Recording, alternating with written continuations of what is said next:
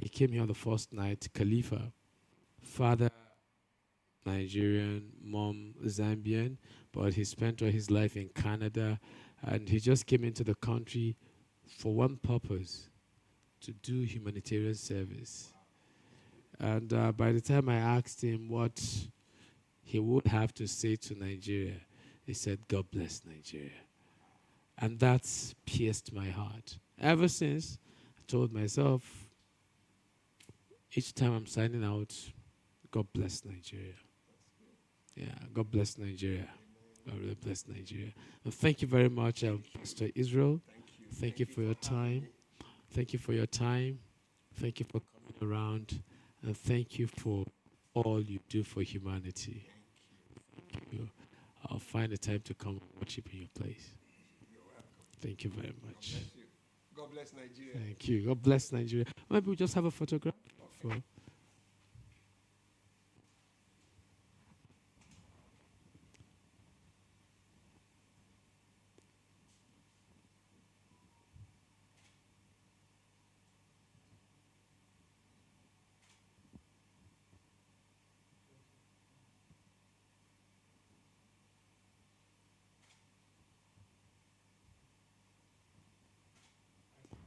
Thank you very much, sir. Yes, this is still Peniel Diala, longest marathon live interviewing. And it's Saturday, the 30th day in the month of November 2024. We'll be moving to the next person. Like I told us when I came back, we had a little, technical glitch. But our technical guys are on top of their game and it's been fixed. My next guest.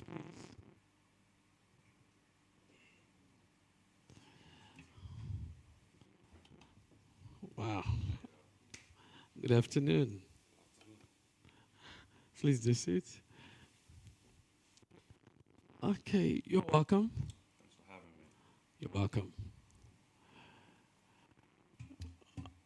Okay, for the benefit of what we're doing, you introduce yourself and tell us what you do. It's on. It's on. Go ahead. My name is Osa Samure. I'm techno evangelist.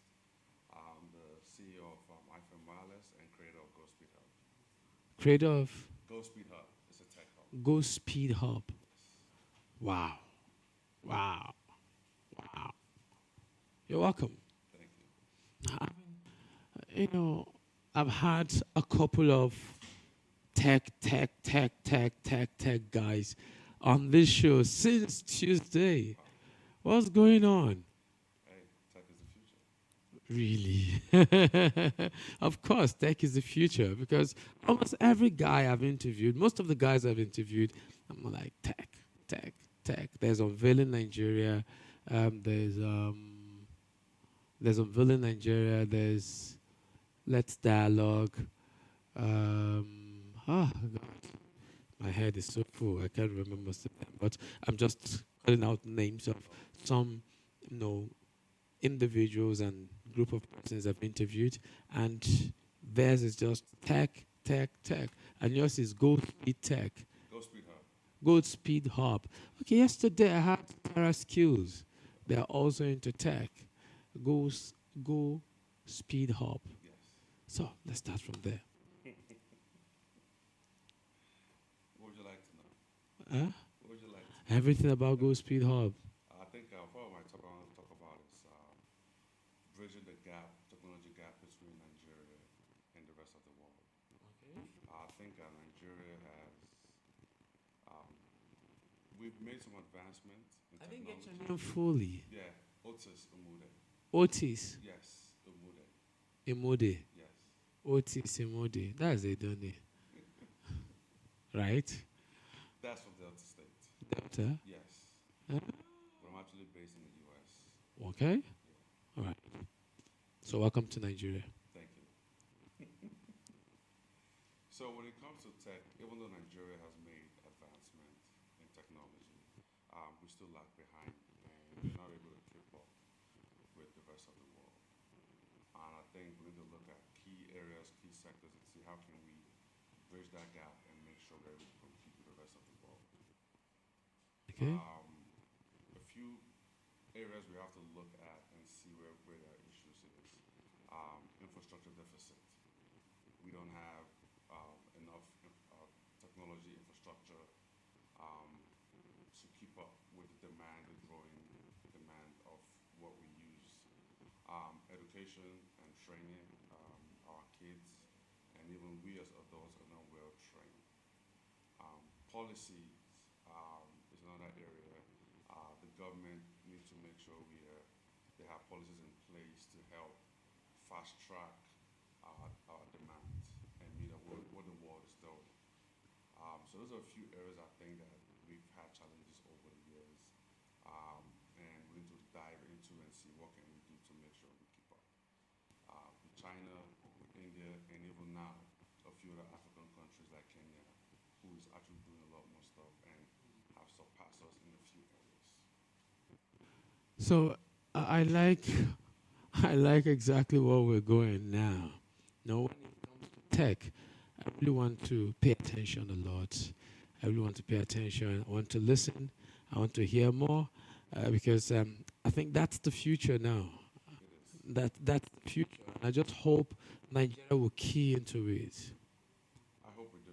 I hope Nigeria will key into it. So you talked about three areas that we need to look at. So let's start from the first one. Yes. So infrastructure deficit. So one of the areas we have to look at is when it comes to communication, internet access. Yes, there are more fiber optic throughout the cities, but one of the issues we have is we don't have steady internet connection. There's breaking transmission sometimes. I think a couple of months, a while ago, we were having a fiber break in the ocean and we didn't have internet for a couple of days. Yes. Part of that is we don't have a redundant network, a backup network. We only have one pipeline coming in. When that fails, what happens, right? Alternative could have been having, and we know Elon Musk has the Starlink, which is it beams directly to satellite.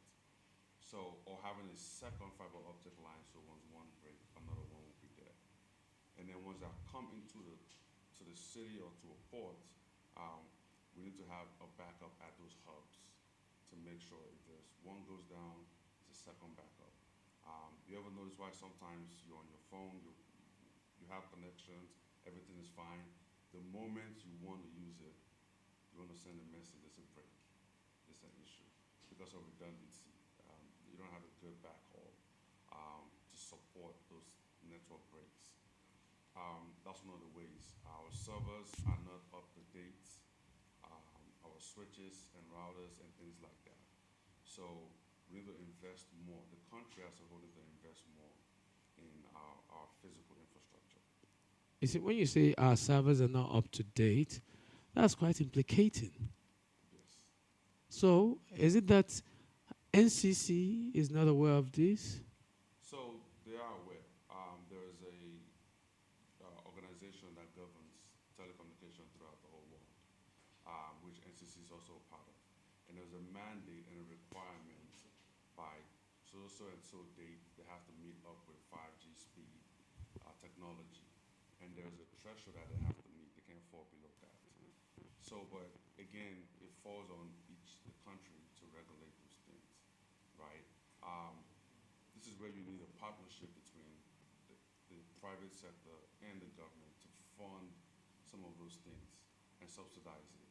When you have just the private sector subsidizing it themselves, funding it themselves is quite expensive. How much of your own money can you put up for so long?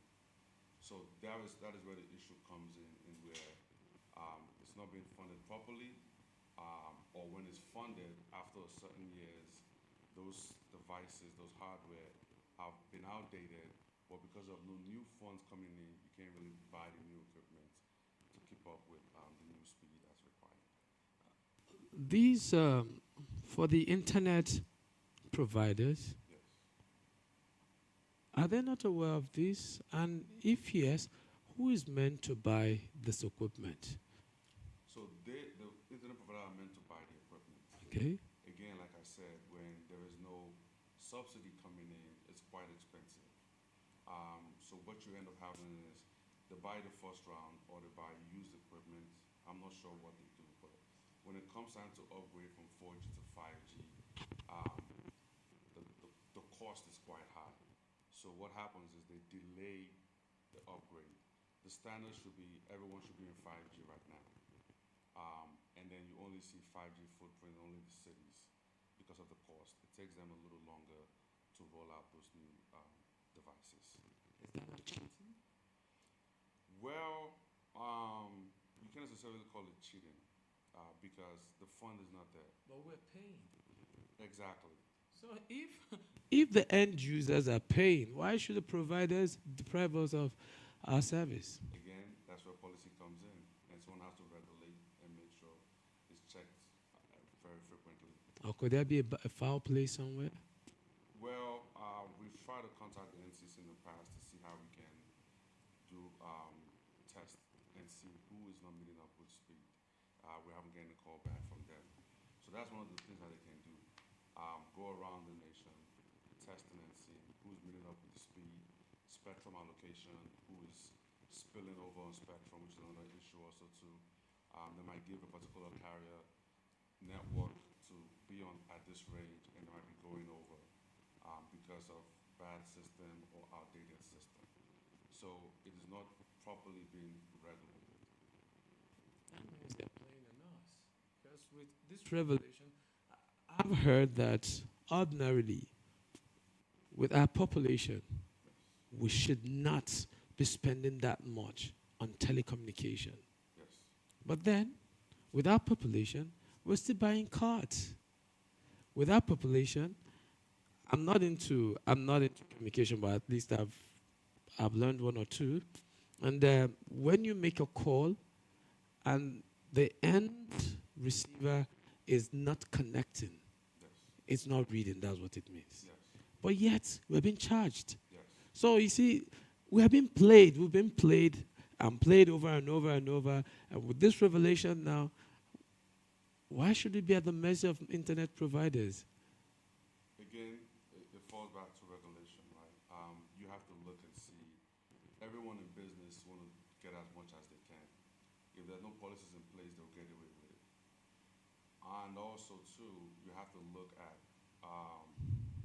what was initially agreed upon when they gave those carriers the license to provide internet service or cell phone service. What was agreed upon, and what are they mandated on quarterly or yearly basis to provide? Population is growing. You have more subscribers throughout the country, growing every day. But again, the service that's required is not being provided, and the cost compared to other countries is quite high in Nigeria. So that means we've been cheated. Again, I don't necessarily say that from the outside looking in, it seems that way. But again, I don't know exactly what agreement was signed and what are they mandated to do on a quarterly or yearly basis. Wow. I will find out because I asked. That means perhaps it could be then that someone is not telling Nigerians the truth, or someone somewhere has been paid, and Nigerians are just left to wallow in penury for no just cause. That's why it's good to have a research and development team to track these things on a frequent basis to know if you're being cheated or not. So if you were to come in now on this, what would you do? So the first thing we'll do is look at the agreements that were signed. When NCC gave out the licenses, what was that agreement like? And also compare that agreement with the world standard and see, okay, are they meeting the standard? According to the standard, there should be a quarterly test being done. What now? That standard is not a hard requirement; it's a recommendation to all nations around the world. Like, if you want to provide uninterrupted service at a good rate, here's what you have to do. It's a recommendation. Nigeria will look at that and say, based on our GDP and based on our growth rate and our current subscribers, here's how we want to pass this on to the carriers. So we'll look at that and see and make better recommendations then test against that to make sure that they're meeting with what they initially agreed upon. Which brings me to this question.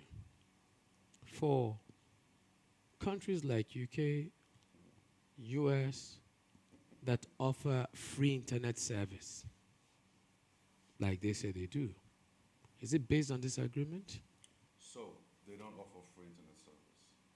What they do is you have individuals who take it upon themselves to offer free Wi-Fi, and then there's a subsidy for those who are underserved um, community where it is subsidized.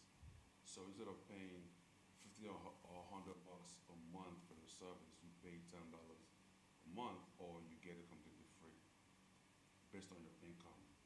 So then the federal government or the state now pays the carrier for that service. So it's not a free, it's still a paid service. It just depends on who pays for it, either the individual or the government pays for the service. Now, where you get more free stuff is when you go to cafes, um, libraries, then you can have free, unlimited internet service, as you want. But that comes at a cost. Using a free service that is not yours, they have access to your data and can see what you're doing online. Oh, really? Yes. Oh, okay. I think knowledge is key. This is better. So for you to gain access, they too must have access to your data. Yes. They can see your login details. They can see what site you visited, how long you stay on those sites. They can mark your phone device with your phone number or your email as you use to register and kind of track that. Um, Not everyone use that data, but sometimes they can sell that data out to the black market and monetize it.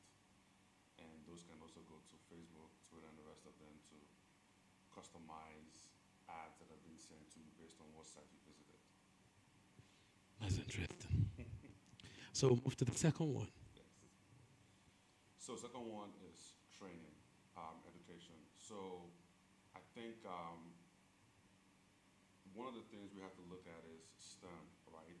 I think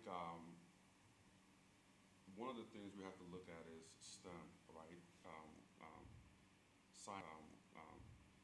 Science, technology, engineering, and math. I think from an early on set, we need to know how to train our kids and infuse technology into the curriculum, not just read it in paper, but hands-on. I was privileged enough to live this country a long time ago, and right out of high school, which is secondary school here, I was working with robotics and building phones. So that gave me a hands-on experience of how those things work, and that sparked the passion in me to go into technology and engineering from a very early age. If that was to start here at an early age, it would give kids an idea of how technology works in different sectors, in healthcare and agriculture. So you're not pushing them into technology, you're just exposing them to technology and see how that applies to their own industry. You know, that could spark an idea for them and also drive their passion. So that is needed. For those who are more mature, no one is unteachable. So we are pouring training. Companies need to provide training, organizations to provide training. So we see that in the UK and the US where there are free training on computer literacy program. That way you're continuously being trained how to be safe online, what the new technology look like, so you're well equipped for the future. That way once that time comes, you don't get left behind because jobs are being lost with the new digital age. But in this case, we'll be needing human resource. Yes. For us as a country, do we have people who have been Yes, we actually do. I work with a lot of techs in Nigeria. You have a tech in Lagos, which is fantastic. We have great incubators who have come out from that place. They have been trained. Now you're hearing about AI, blockchain technology. You're hearing about LLM, which is large. Have they been trained properly and efficiently? I'm not sure. Because you see companies like Microsoft leaving the country in a few companies leaving, but you have the people who have been trained. It's just have they been trained to world standard, and do we have enough individuals trained enough to train? So you have to train the trainees to train the rest of us. I don't have the statistics to know how many of us have been well trained to train the rest of us in Nigeria. That's the case. That's the case. You see, now you're falling back to that. That's the case actually, because if you, there's nothing that is impossible actually. Nothing is impossible. It's not a cast on stone, man. So it's something that is doable. That's why I said the human resource for this. Can you source them out? Yes, you can. In cases like I mean, you that is coming. You know, can you source them out? yeah, so we try not we do offer trainings, but it depends on what the organization is looking for. So, but from a standpoint of outsourcing, there's always a ratio to every 1,000 students. How many trainers do you have to have? And also, when it comes to training, you don't put everybody in one group. You have to do like entry level test to kind of see where everyone is, and then put them in different groups. Knowing where everyone is, you kind of group them differently and know where to start, and then know how many resources you needed to be applying. Because if you start everyone at the same level, and you have 1,000 people, you need 10 trainers. Everyone is not at the same level. So that is what most schools, institutions do. They fail, and you have someone who looks past without having proper training. So you're going to do like a standardized testing, see where everyone level is at. That way you know how to allocate resources towards a particular group based on where they fit. So for, let's look at now the kid header. You'll be doing children or just adults? So you do children that are coming in the primary school. For the universities, you want to make sure you have physical devices to train them and add to the curriculum. And then you look at those who are in the workforce or out of work or between jobs. And then tailor those group. And then you also want to, at each different group, you still want to also do standardized testing. If you really want to narrow it down to know where everyone fit in and know how to get them to a standard before you start training them. If you're doing school now, Yes. who will outsource the equipment? So it depends on what kind of training needs to be done. For schools, what needs to be done is exposing them to technology.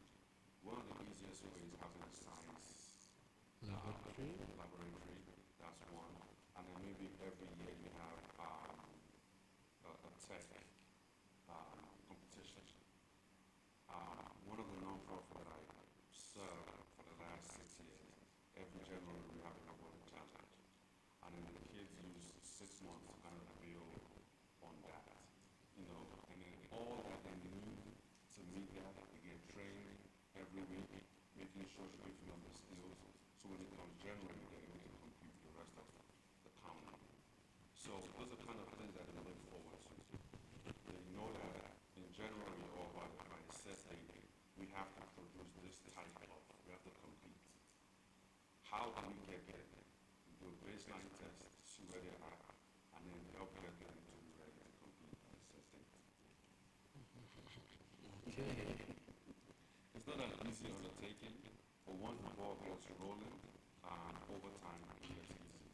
And then every now and then you have to re-baseline because the world is changing, technology is fast, it's changing. What worked yesterday will not work today. So once you baseline, you have a model of how to train. Once new technology becomes available, once old one becomes obsolete, then you baseline again and have a new standard everyone has to meet. Then the third, not the last, because I know we had the last Yes. test. So the last is the policies, right? The policymakers, I don't know if they want to call it the federal government. The policymakers Because need to it's the National Assembly. yes, they need to put policies in place that are favorable to incubators and startup companies, so they don't go through much hurdle. What do I mean by that? So when you're giving contract to big organizations that are well established, part of that MOU you're signing or contract you're giving has to state that you have to bring a newer, a startup company that has been around for a year, 2 years or something, and then train them before your 5-year contract expires. And you must give them funding and give them physical training. These are policies that will help newer company have a soft landing, right? Okay. And then also too, if you're giving you a 5-year contract, every quarter you are required to come and check and make sure that you're up to code, up to speed, using the best and greatest technology. If you're not, the funds will going to get cut away and reallocated to someone else who has made up to speed. These are the ways we put policies in place that will ensure companies not just only take funds, but are able to meet up, bring the best technology, thereby competing with the rest of the world. This is for the partners, right? Yes, During the policy making. they're on the policy making. Okay. So this, all we're saying now, can this also help to regulate security? What do you mean, cybersecurity Yeah. or physical security? Both cyber and physical. So, yes, security is actually, let's do cybersecurity first, then we'll go into physical security and see how technology ties in. So, cybersecurity, the one challenge, what most companies have done or websites have done is they'll force you to change your password every 3 months or every 6 months. And then they'll put a rule the last 5 pass, or you can't use it. And I think Nigeria has done a great job in, if you want to log into different sites or banking system, they might send you a code. And that could expire in 5 minutes or 30 minutes or so. Yeah. And multi-factor authenticator. But the challenge we've seen is how people getting access through phone calls, through text messages, and through emails. So before you click those links, you want to make sure they're verifiable link. The email makes sense. The domain is coming from a well-known organization. If you're not sure, don't click. Pick up the phone and call. If someone calls you, you're unsure, hang up and actually you call the organization just to verify. That is a way you can minimize being hacked from a cybersecurity standpoint. From a physical security, we need to beef up our technology in the sense of having security cameras in multiple places that read license plate and face recognition. This way, you can identify people who are high risk, crime areas. You can pick their face with the license plates and detect the right authorities about those individuals or those cars, and thereby maybe deterring them or even stopping them from committing crime. Okay. I mean, I'm live now. I'm live. If with what you said, the last one you talked about, you said something hub speed, Go speed up. go speed hub. I think that sums it up. Well, it's just a tech hub, so we don't physically have a hub. It's just we are thinking of a way of helping the youth bridge the gap. Whether it's unemployed, they're looking for direction, some earn money, live a better life. So that hub was created out of that to help train and give the right partnership for those young individuals who need a direction in the tech space. More like a community. Yes. So in this community, what will you now be offering?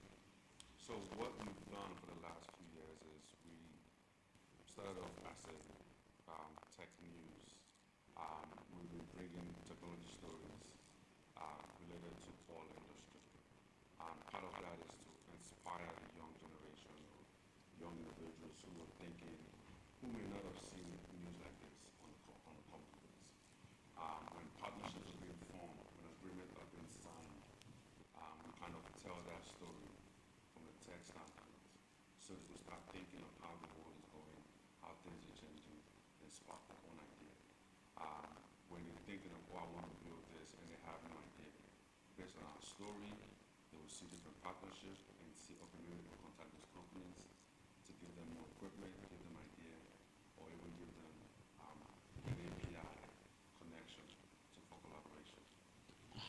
checkmate this community? For now, it's just a one direction. We just feed information and they receive it, and those who need additional help reach out to us to get the right partnership or point them in the right direction. It's a, it's a lovely idea. Well, we still at the beginning stage. It's a lovely idea. Have you, have you had meeting with government? No, so we try to um, not involve the government in this. We just want to build something, find out demographics, really dive down on what they need. Once we understand the need, now we feed them information. That's the stage that we're in. We've identified the age brackets, we've identified what they need, and how to meet them at the point of the need. So slowly we're starting to feed them that information. The government can come in, but we're not focusing on reaching out to the government for now because we want to start feeding them what they need to give them the support. And either through collaboration, incubator, through funding, or other means. Have you gotten any response from government yet? No, It's just it's self-funded. self-funded. Yes. You don't want to partner with government. Well, we do have a business that we provide tech consulting service in the US. So part of our budget is allocated to funding those people. I mean Nigerian government. Again, we've had a few conversations, nothing have came forth yet. We're not looking, I mean, we're always open, but again, we are self-funded just because we really care about delivering to the youth. But we're always open to listen to the government if they're interested. That's interesting. And your office is in Abuja here. No, Nigeria, Lagos, and then in the US. How do you know about that? I flew into the country 2 days ago. A friend of mine, Joseph, told me you're having this, and I flew in this morning. So I'll put that straight to this location. So next, I'll be a day or two. I'll fly back to business. Ah, this is great. This is really great. This is great. So you flew all the way from Lagos to this place for this. Yes, Wow. You just came in today. this morning. Yes, can tell I'm a little bit still sleep. I took the first flight just to make sure I make it on time. Wow, this is great. This is good news. This is great. So this is us, It's lovely. and this is us. It is lovely. I'm doing good. Now I'm overwhelmed. It just broke. No, it just broke. It just broke my heart now. Now it just broke my heart. Wow. Wow, wow, wow, wow, wow, wow, wow, wow, wow. That's interesting. That's interesting. That's interesting. I know there are people listening to you right now, young folks who would love to go into tech. What do you have to say to them? So I'm going to speak to those who want to go into tech. One of the things to do is don't just dive into technology. What you want to do is identify your passion, identify your calling, and then see how technology has been infused in your industry. And then look for mentors, look for organizations, search around and see what is the best, the latest trend in that field. Is it in healthcare? Right now in healthcare, there are robotics that can do surgery. Is it in agriculture? There are technologies that can plant, seed, water at the right time, and also when it comes to harvesting it, right? So if that's what you want to do, look for those areas, identify mentors like our organization, stay close with us, get the information, and then make sure you're training yourself. I always say, never start off by paying for training. You want to go to YouTube, there's a few other sites, look for free resource training. Once you've acquired your skill and you have no interest in that line, then you want to invest in paying for training to beef up your skill and have you ready for the future. I you go to UK, usually if you go to some of those countries, there's certain things you cannot do away with, right? You can't drive against the traffic and get away with it. That's one. Second, when certain crimes are committed, you can just easily pick out the culprit most of the time. In these two cases. And thirdly, I think the case of thefts, car thefts, they can easily pick you up. As well as being a criminal, you can just strike your phone, the movement and all that. Why can't we get it right here? Or if we want to do it, how do we get it right here? Technology is here already. I remember a while ago, all telecom companies was forced to make sure they have NIN. Yes. That way your information is linked to your device. And at one time, devices were not linked with bar. Yes. So the technology is there, and individuals can track on the back end. Now, I don't know what relationship the government had with law enforcement had with the carriers to easily get information, to subpoena the record, and track and make sure you retrieve. So technology is there right now. So we've seen cases where they track individuals and successfully apprehended them based on kidnapping and things like that. I don't know fully well what agreement is being had or why there's delay in some cases, and some of those cases are successful, but it's there already. When it comes to car theft and things like that, because there are CCTVs throughout, I know CCTV are government controlled and owned, they're able to track the movement. A lot of cars have GPS embedded in them, so they're able to track the cars, GPS location, and also the CCTV able to quickly comprehend car theft and things like that. So we do have those in Nigeria. Again, it's just what agreements we have, who have access to what, and who can have the record when they do the investigation.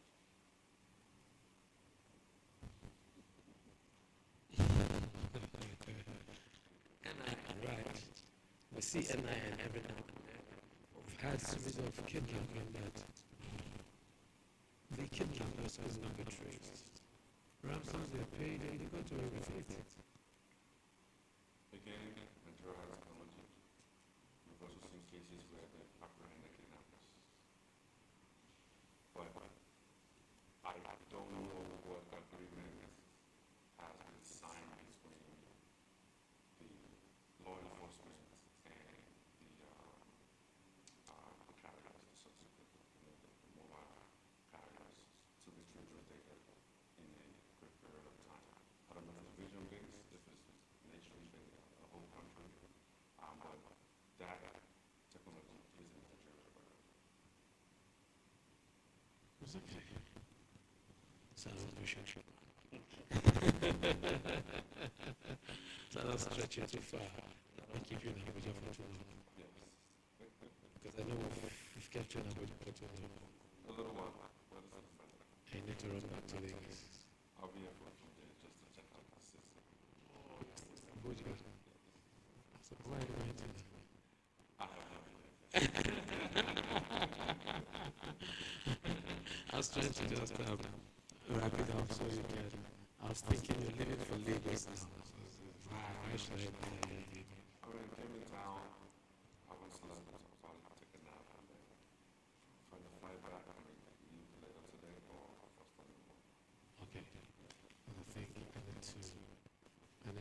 I need to let you be. I have one question for you. Okay, go ahead. You're not asking one question. Well, it's my job. I want to ask you one question. Since you started, you have an idea of what you want to accomplish. Now that you're almost at the tail end of it, what do you think so far? What I think so far? I'm still a bit, I'm not competent with reality. Yeah, because 100 hours, not a joke, man. This is the first and I never realized it, funny enough.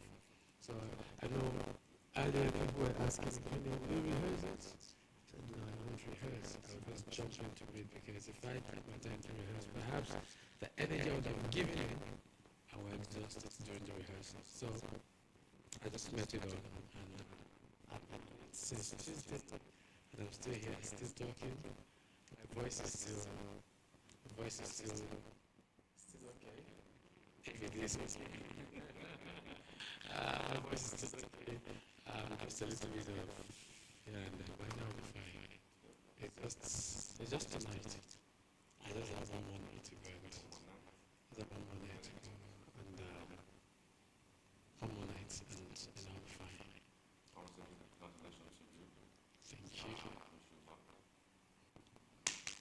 Thank you. Thank you, appreciate it. Like, where's that cameraman, please? Okay, what do you have to say to our crew? Excellent job. Behind the scene there when there was a glitch and then they were working around the clock to make sure to fix it. Excellent team. Great job. Kudos to the team. So guys, hello guys, I appreciate you guys. Great job. I appreciate you guys. Like I like you.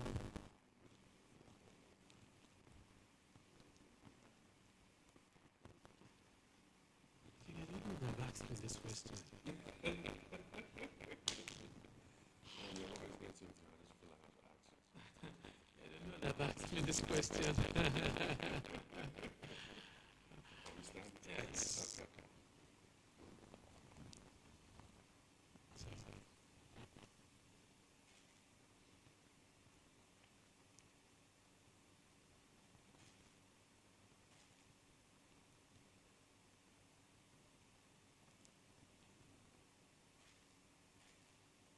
okay. I got some. I got handshake.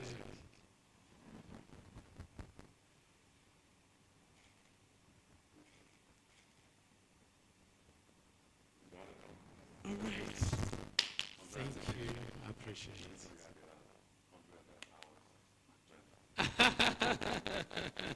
Thank you very much. I appreciate it. See, I'm trying to remember the name. Ohoide. Ohoide, right? Ohude. Omude. The truth is we have great talent scattered across the globe. That's the simple truth. We have talent.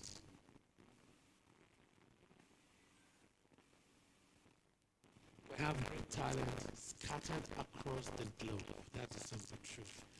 And like someone once told me, I think the person said that yesterday. Yeah, that's Dr. Moore. I remember that's Dr. Moore. He was there yesterday. He said, Nigeria, time will come that Nigerians all across the globe will find their way back home to have our country fixed. Nigeria is great. We have great talent. Unfortunately, we just have round pegs and square holes. In some cases, we have square pegs in round holes. And where government try to appease their cronies with appointments that they don't deserve, while those that are deserving of it are left behind.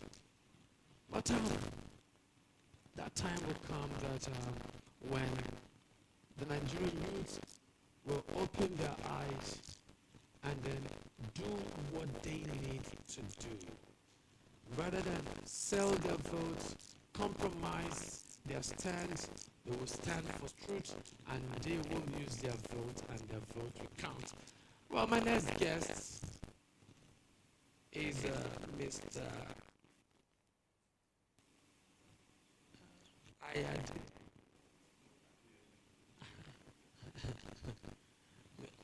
Mr.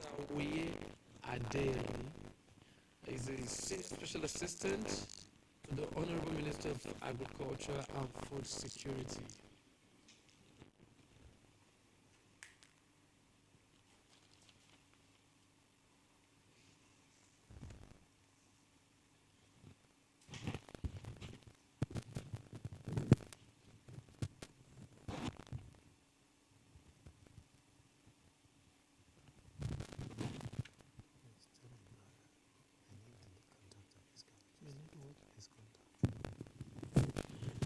You're welcome, sir. I think I've seen your face. I think we've met.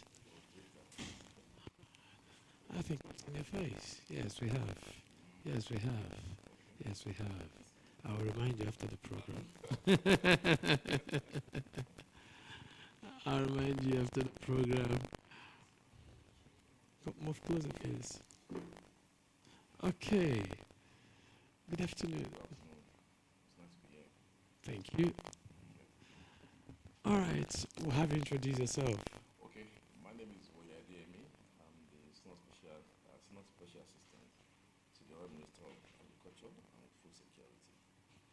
You're welcome, sir. Now, sometimes I ask some questions. How did you get to know about this? Oh, I think one of the guys at Let's Dialogue, I think he reached across to me that I should want to speak. I was here 2 days ago also, working with the under program that I left. I don't know it. Good. Okay, let's dialogue. SGF. SGF. It's okay. I think we'd like you to just speak up a bit. Okay. Are you hearing me now? Okay. All right. Okay. Where do I start from now? I'll talk about government issues. The issue of food, thank God I'm saying Honorable Minister of Agriculture and Food Security. We're having already, we're having food crisis. A food security crisis. I don't think we're having, we can call it food crisis. We have food, and I think the challenges we are having is logistic. Logistic in terms of moving the items from point A to point B because of the fuel subsidy removal by the government. And that's why government is asking us to embrace CNG, which I'm also part of the CNG group. So we're the latest data we have. We just launched dry season farming in Calabar this month, and from the data we got up to Tuesday this week, we having bumper harvest in the north. So the challenge now is to move the items from the farm to the urban area, and that's why we are asking the governors to help us fix those rural roads, because the land belongs to the state. We don't have the land except FCT, the federal government has a control over it. But let's say in Kano State now, the land belongs to Kano State government. The road leading to farms has been done by Kano State government and Kano local government. That's why government is saying that let us strengthen local government to give them autonomy to be able to fix internal roads. Because I have been to State of Nigeria more than 15 times since late 80s and up to now, and Interlands, and I will tell you there are bad roads, and bad roads will affect, harvest in terms of bringing like tomatoes from a point A to point B, and then the farmers who don't have the storage capacity. So we're trying this year. I've been able to reduce post-harvest losses by 15%. So we are aiming to get to 40%, so that our farmers will have more money. Because if they don't have more money, they cannot farm the following year. So it's a challenge for us, but I can assure you that with the adoption of CNG in so many places, obviously it will reduce food prices. And then if you look at Sokoto Badagry Road, by the time of Lagos Calabar Road, by the time they are done with it, they're going to reduce, because the main cost of food inflation is transportation, not even insecurity as such. Because there was a report last month from an independent firm that said insecurity was just 4%. I've been to Kachia without police escort. I've been to Kapacha. That is in southern Kaduna, several times. Because we intervened in ginger farming. Because there was a fungal disease that affected ginger. I know we're the second largest ginger in the world. So the federal government intervened. I was there for so many months to be able to give palliatives to farmers. So when you look at it, when you look at it, okay, there was a time I think I displayed, I think I tweeted it on Twitter. I bought a basket of tomatoes for 20,000 naira, and at that particular time they were selling Taco Abuja for 100k. What happens? Logistics and storage tank. Then let me also make a correction to these earlier speakers about housing. I think it's very important to understand the concept.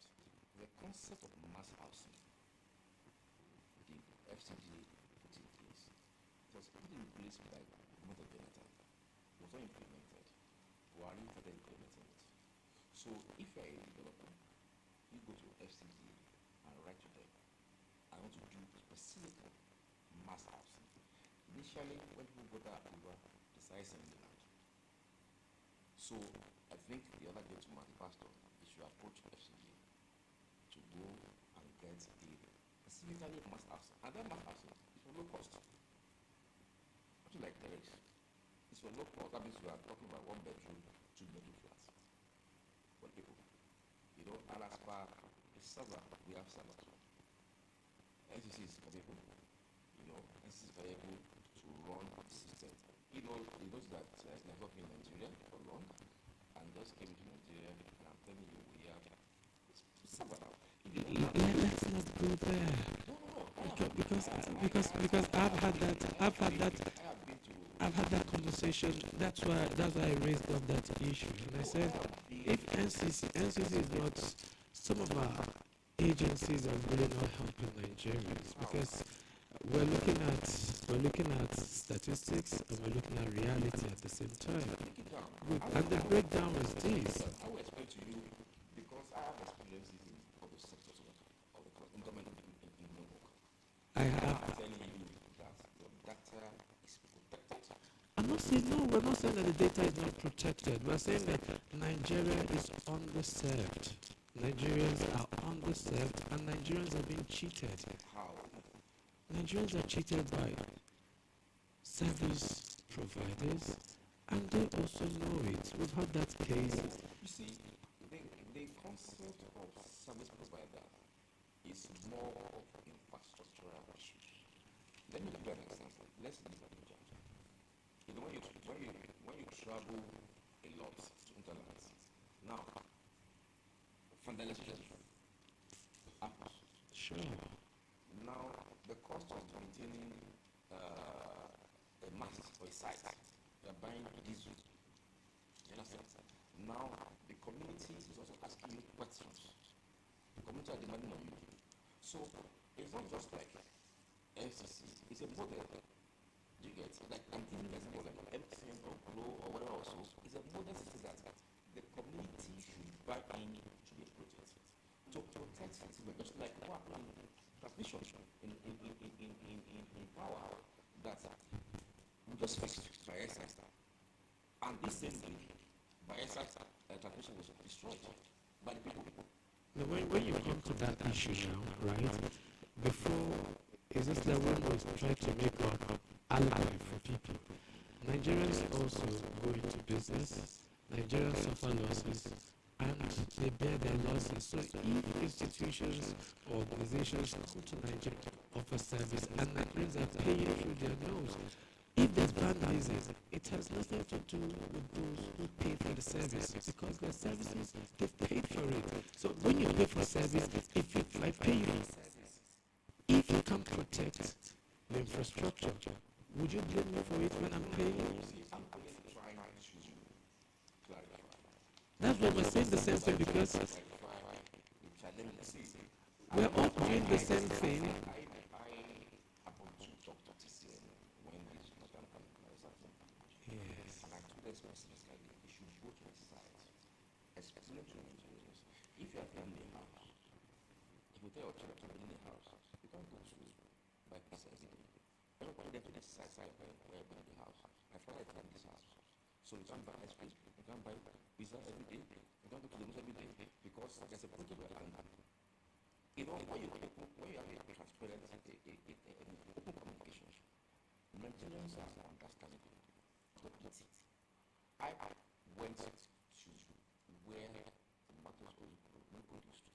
I tweeted this video and pictures, and I explained to them why a tomato from Kachia will not be the same price from the farm. So the first thing that will buy it, then we are taking it back to Lagos or to Abuja. I explained each step, and I said, okay, what can we do? We can't sustain for subsidy. We cannot. But in that case, there are so many factors leading to that. So we don't just, if we come to that angle, so many factors lead to that. If you travel by road and you have one single thing in your boots, from here to Nasarawa State, you will pay through your nose. I was in Nasarawa to pass on agricultural fair. And I don't know my car. I didn't see one single police. You didn't see? Good. And I'm telling you. At this week. I'm telling you. This week. I didn't see. No, if I'm I'm showing you my. I'm showing you further. I'm showing you the experience. If you now drive further from Nasarawa to the east on that road. Oh, no, I agree with you on the east. But you see, I can only share what I know, what I experienced. But from Abuja to Lafayette, I didn't say anything. Yes, please. Now, if you are saying from Lafayette to Enugu or whatever, Because you're not going through Lafayette, you're going through Nasarawa Toto. If you go from Nasarawa Toto, and then you're driving, now bend in towards Enugu. well, what I'm saying is that for the Southeast case, if you consider that the Chief of Justice have commission something that is a peculiar region. Do you understand? Peculiar region. What makes it No, peculiar region because of insecurity. No, it's not the insecurity I'm talking about now. We have checkpoints, and at every checkpoint, you're paying. No, of course, the reason why we're here, like we said, it's not like everybody take home. Back to the point and say, listen to all these issues being raised. I have watched TV, I've watched commentators talking about it. I've also experienced it, know about it. And perhaps maybe there's some things I have that I cannot disclose. Openly like this. That I think that okay, fantastic. Everybody, I think Abadibe was talking about it. They were just about some days ago on China TV and saying that Southeast is highly militarized. That every point you are doing, and of course, I cannot deny that fact that we have people collecting money here and there. It's not just policing, though. You still have touts. I'm sorry I'm using the word touts, but you see them on the road with their sticks. Because Yes, that is one issue. with their sticks, with roadblocks. Now, For you to my brother, drive past. that's one issue that a local government chairman with the state government. Let me give you an example.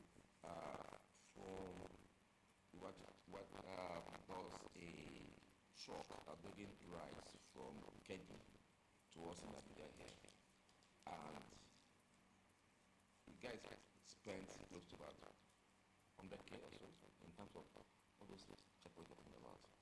And my minister spoke to the governor of Kebbi State and to understand those guys were coming in to Abuja for us were not checked. They changed those persons. We were able to monitor them. So it's a collective responsibility of both the local government chairman, the state government, and people. Because if they don't give us information, you get it. Let's work together. Let's leave the blame side to what we call implementation. If this forum was not created, I'm a journalist, so let me say. No, fantastic. You see, If this all working forum was together. not created, we'll not have this conversation. Yes, That's one. we're working together. Secondly, we know how many times we have tried to reach out to institutions, government institutions, and they turn it down because they're not paying attention to it. You see, we will not be tired of talking. But That's for why. how long That's shall why. that's why That's this why we're is here. why you're here. That's why I asked you. You see, you're here now, and we're having this conversation. It couldn't have worked if we don't sit together. Fantastic. And you see, not everybody, because we have timeline to our work. Sure. So, if I am working to give information to Nigerians and to also provide government with information, and government is shutting her doors from getting information, then most times you see that Nigerians will now be pitched against government because government have shut their doors against the people. But things have changed a little bit. Let me give you an example. We have a new DG for NOA now. We have a new DG for NOA that listens. I can tell you that if you go and meet him and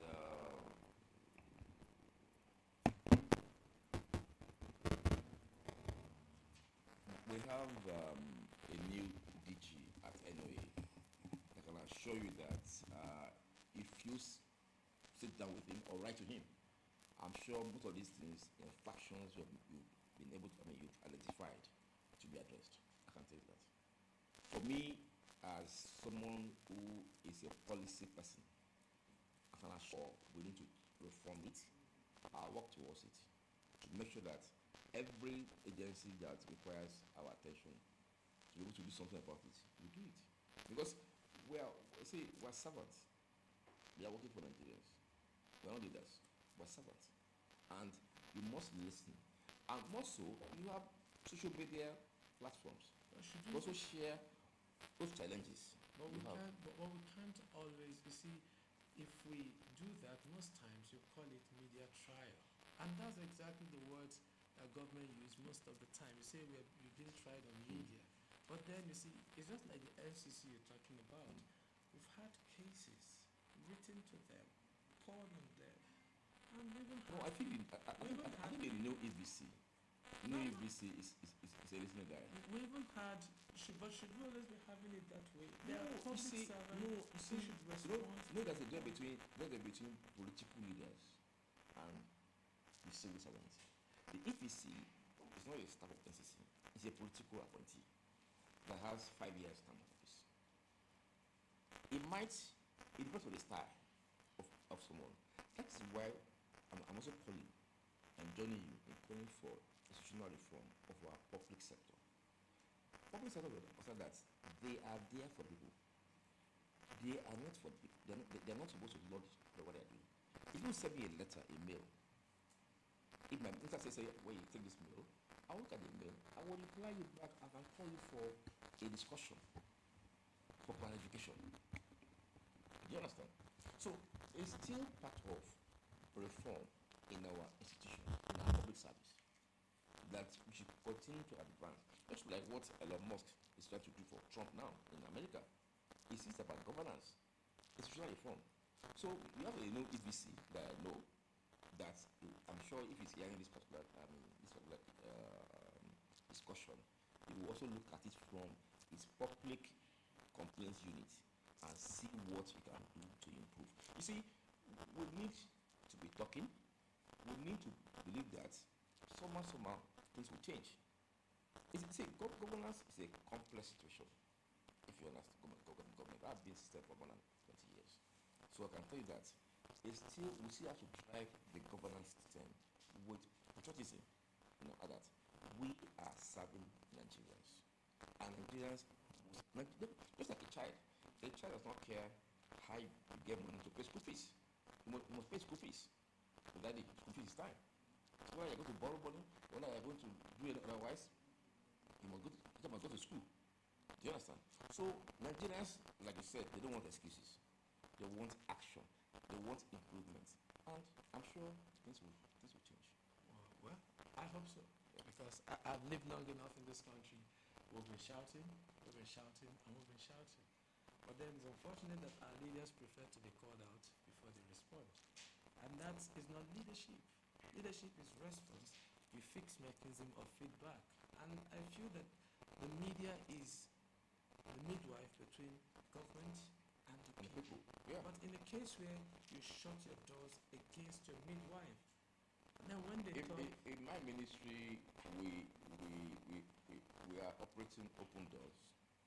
Like the person person that invited me to come and speak with you, he just called me. I was in the CNG program when he spoke to me. I said, okay, I'll come. So to show you that we are responsive, there was normally there should have been a letter to invite me. You get, but those were, I didn't follow that step, and I'm here. Thank you.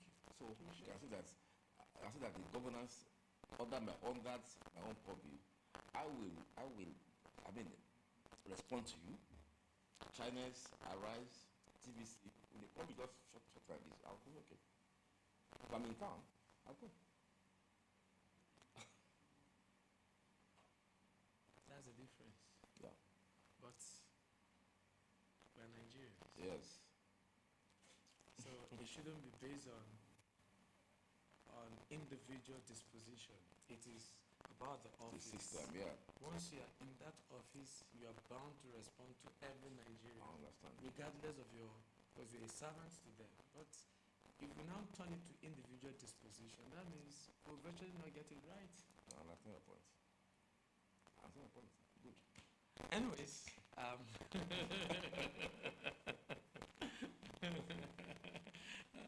let's come back to our conversation, people. Okay. I know, don't worry, it's all part of the conversation. Yeah, okay. It's all part of the conversation.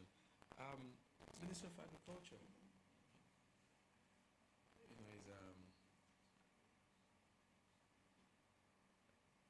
we're having a conversation. You said it's not about food crisis. Yeah. You said it's logistics. Yes. Okay, I think that's your stuff. Yeah, we have this African Development Bank project called National Agricultural Pocket Scheme, which we are focusing on wheat as a major crop, and that last year we flagged it off in Chigawa, and I can tell you that we have bumper harvest this year. Farmers are going to banks, as money to banks. Then we've intervened, like I told you earlier, intervened in ginger. That was a very big problem for us. Then we have another program specifically for Niger Delta, like NG, that is to improve the livelihoods of youths and women in Niger Delta. I've been to all the states, Niger Delta. I've monitored the projects. Amazing that my report, my honorable minister, I requested that NDDC should upscale the funding for them so that the youth can benefit. They're doing archery,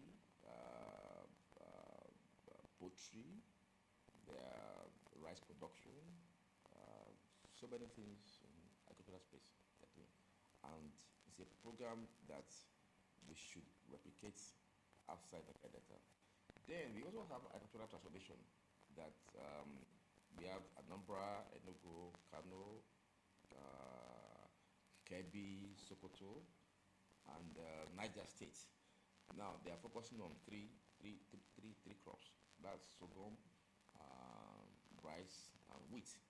In fact, part of the show we had this week in several states, we were able to showcase what they've achieved. And what we need, another agency of government in Agric is in Ilorin that deals with mechanization. We realize that the age group in farming now, we have smallholder farmers. They are 95% of Nigerian total farmers. Only 5% are big farmers. So our target is to elevate smallholder farmers. Now, smallholder farmers, they've been used to old way of planting. So we've been able to introduce seed yield, not what do you call it now? This other one that they're talking about, CPO, not modified seed. Okay. They'll be able to introduce seed that can increase their yield. You are using the same acreage to plant. But now you plant, let's say you are having only 10 bottles of water. We're not saying you can scale it to 30, the same land. But you must follow the rules as given to you by extortion workers. Now, we are in Jabi, right here. Now, you cannot stay in Karu as extortion worker, and then you are coming to Jabi to teach a farmer what to do. As an extortion worker, you must stay maximum Tako or Jai, it's called Jabi, so that you can be able to stay with him or her and then be able to watch and be able to guide the person so that we have a bumper affairs. And part of it, like the federal government gave us, CBN gave us fertilizers, free fertilizers, distributed across the states to them. And then apart from that, we are producing machinery. I was talking about mechanization in learning. Now they produce tractors. The tractor they produced is prototype. Now, what we now need is Nigerian businessmen to invest to take off that prototype and then start selling people. And then in the case of tractor transition, you find out that the farmers cannot afford. They are small scale farmers. They cannot afford that tractor. So what we now do is to put them in cooperative, so that on Monday you're farming where is farm. Tomorrow you're farming your farm. Where is the family's farm? And then what about maintenance culture? Because anything in life will break down. Even our phones can mess up. So we've created a service center through an organization. That okay, fine.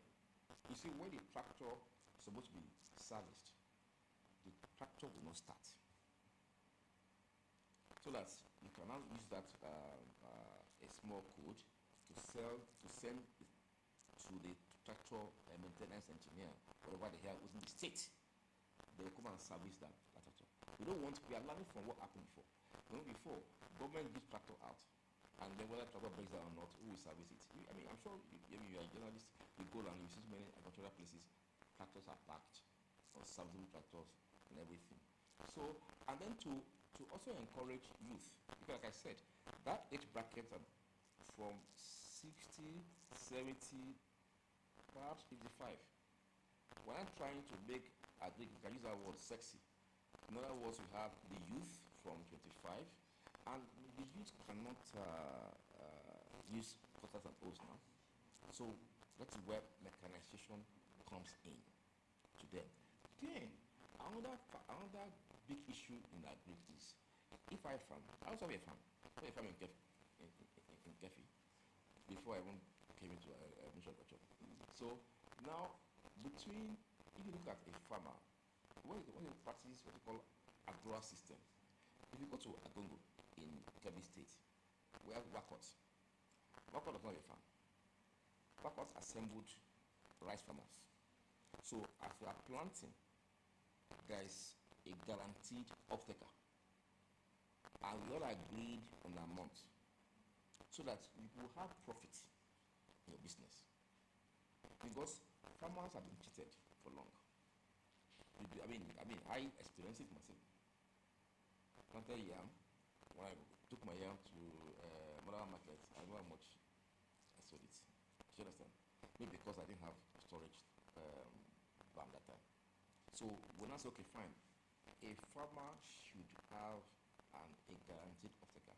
So as soon as they are harvesting, they are taking it from you and they are paying you. So the government is just a middleman in between these two people, a farmer and off-taker. That a farmer could have a good life. They can use that money to pay school fees and improve their livelihoods. So many things happen in agricultural sector. I know that at some point, the former President Muhammadu Buhari, gave a directive that farmers should be allowed to come for grants as CBN without collateral. That's one. But the result we got afterward was not pleasant. That's one. And secondly, the issue of fertilizer. What is this current administration doing on distribution of fertilizer? Okay, let me answer the second question first. The issue of fertilizer, it was distributed free of charge to farmers. There are two programs. Free of charge was given to the data submitted by state governments, which is our own farmers. I traveled, like I said, almost 36 states. In fact, this is the longest week I'm in Abuja. I stayed in Abuja throughout 1 week. By next Monday now, I'll be out of Abuja for monitoring. Now, that's what I'm giving free of charge and other inputs by federal government. I told you, government monitored it yes. and they gave it to the I farmers. said I monitored. And all the I farmers shared received it. I shared it openly on Twitter. Go to my page, you see it. I monitor it. Then two, you see the Anchors Bora program of my president, Muhammadu Buhari. Well, a challenge of flood in those areas. So the money given to them wiped away. Look at what happened in Borno State now. In Borno State now we have a challenge. You know what happened in Borno State Is of this this the flood? recent development? Yeah, but the farms, those farms, they were destroyed. So there's no way. That's why we introduce, I think insurance, so that insurance can take over, can take up that thing, so that a farmer can save their life. Because if flooding happens, no money. But prior to that flooding, under Buhari's tenure, when they came out complaining, there was no flooding. No, there was flooding. I can Some tell of you. the farmers. I was also a part of a group in those days in Bali government that visited Sokoto and Kebbi and Zamfara. And those guys were able to pay their loans back because initially, let me tell you, there was a misconception. Is it a loan? Is it a grant? So those guys thought it was a grant. I thought the grant was a loan. So those who are speaking to them that time, they did not explain to them critically. But I can tell you that 30% of those people in up north, that I know, were affected by flooding. You know, the flood in 2022, 2021, I can't remember the year. They are affected and they cannot produce. So this is what do you call it, out of God, in quotes. You can't do anything about it. So, but CBN, as at 2 or 3 years ago, I think we were able to, today, at that time, we were able to get 60% of that money back. So just to 40%. And for the good thing is that state government guarantee them. Do you understand? So whatever those challenges, insurance people will work on it, plus state government, they'll pay the money back. They get the money back. So, but this time around, now we're trying to work on restructuring Bank of Agriculture. Now, Bank of Agriculture should lead the process of giving facilities to banks. It was established in the 70s to cater for the banks. Now, the Bank of Agriculture today, they're still using paper, unlike GTB, you and I can send money. You can send money to me now. Right now, it's okay. No, you will send money. So at the end of the day, we are restructuring Bank of Agriculture to bring it along other banks, to be able to service farmers.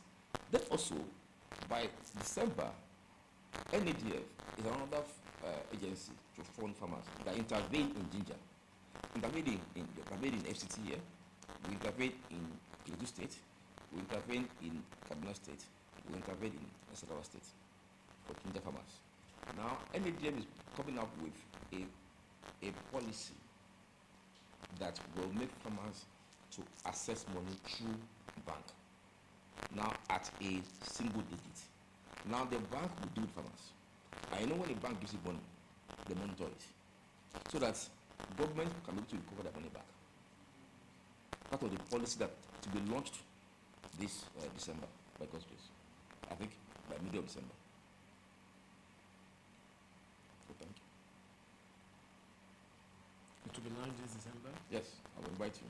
Any specific date yet? No, you know the president must give us approval for the dates, and I cannot preempt my my boss. I'll be waiting for the invitation. I will invite you. I will be waiting for the Okay, invitation. no problem.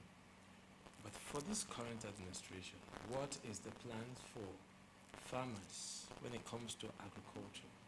I've mentioned it to you. We launched dry season in Calabar. We have given them big inputs, fertilizers. We have increased extension workers because you see, you might Do be we still somebody. have extension workers? Do we still have extension Yes, worker yes. services? We did a training for about 30,000 people across the nation.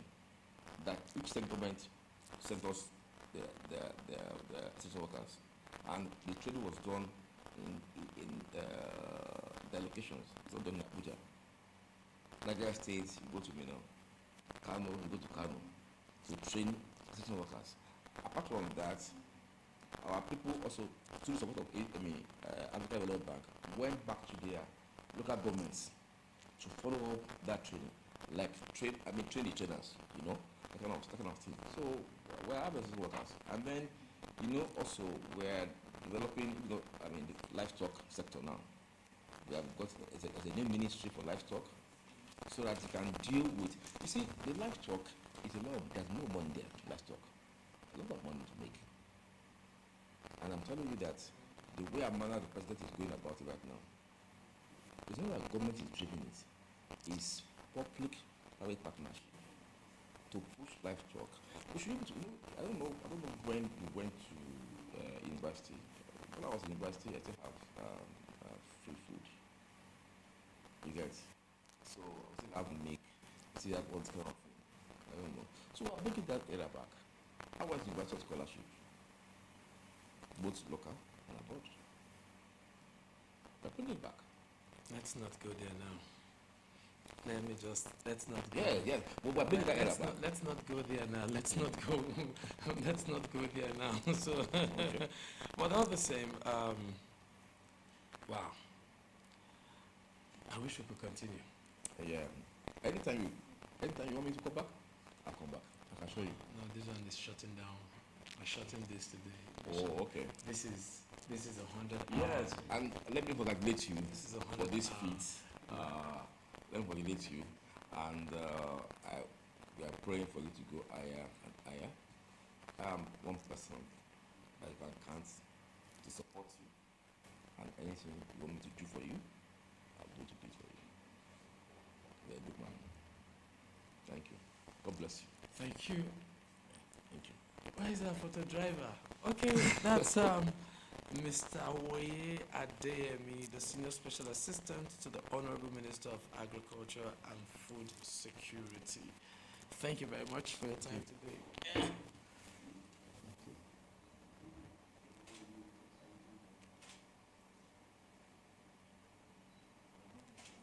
Thank you, bro. All right. Thank you. Thank you very much. Okay. Oh, I'll just take it.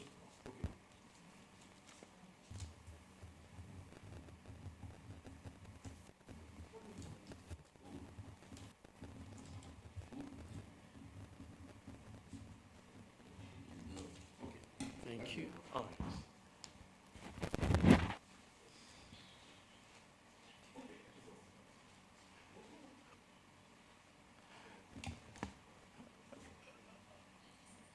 We're moving, and we're moving, and we're moving. My next guest, of course, is one voice many of us know. He is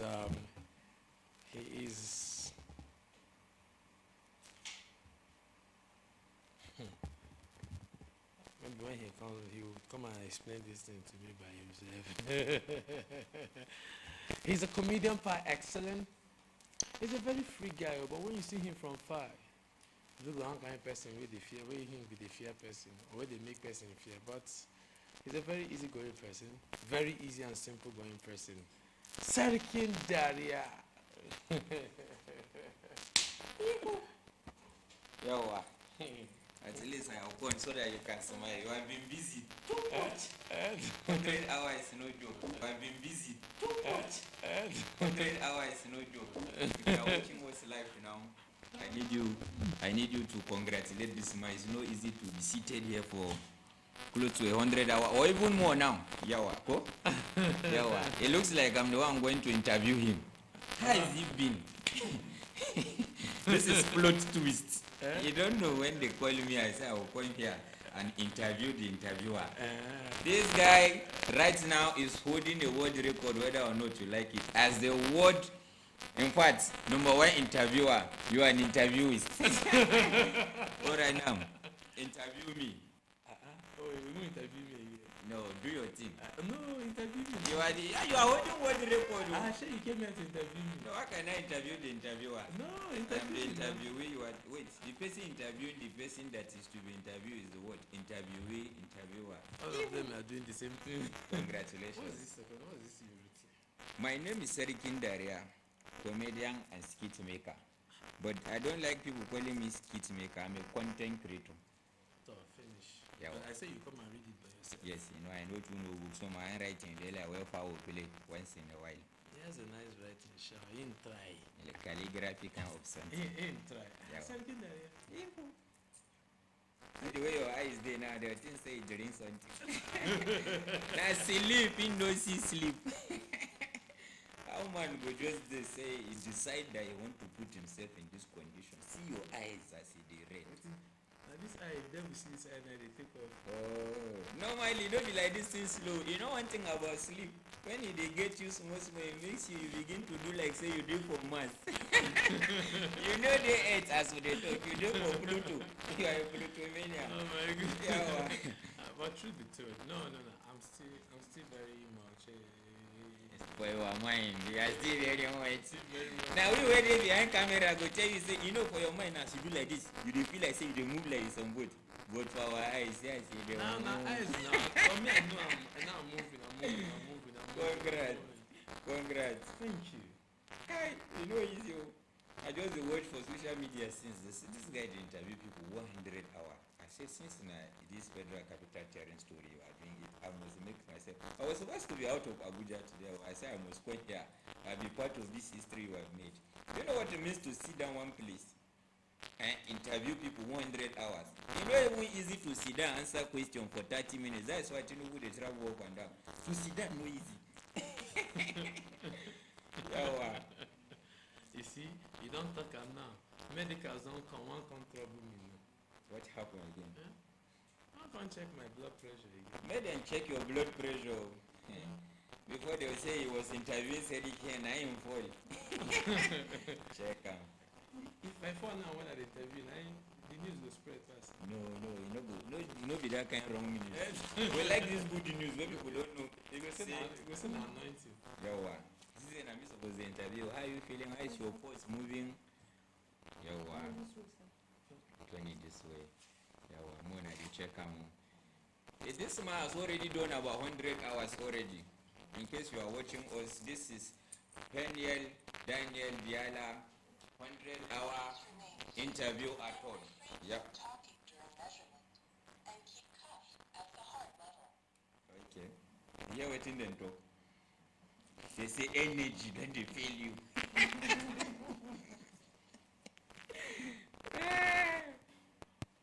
You don't ribs when they get in. What's going on? Is it people and cracking your ribs or is it the energy? I can imagine how many people don't sit down for this chair for the past 3 days. You are in one. You know what? 4 days. Because 100 hours is a combination of 4 days and more. Isn't that? 5 days can I? Guy, if they leave you, won't do 1 week.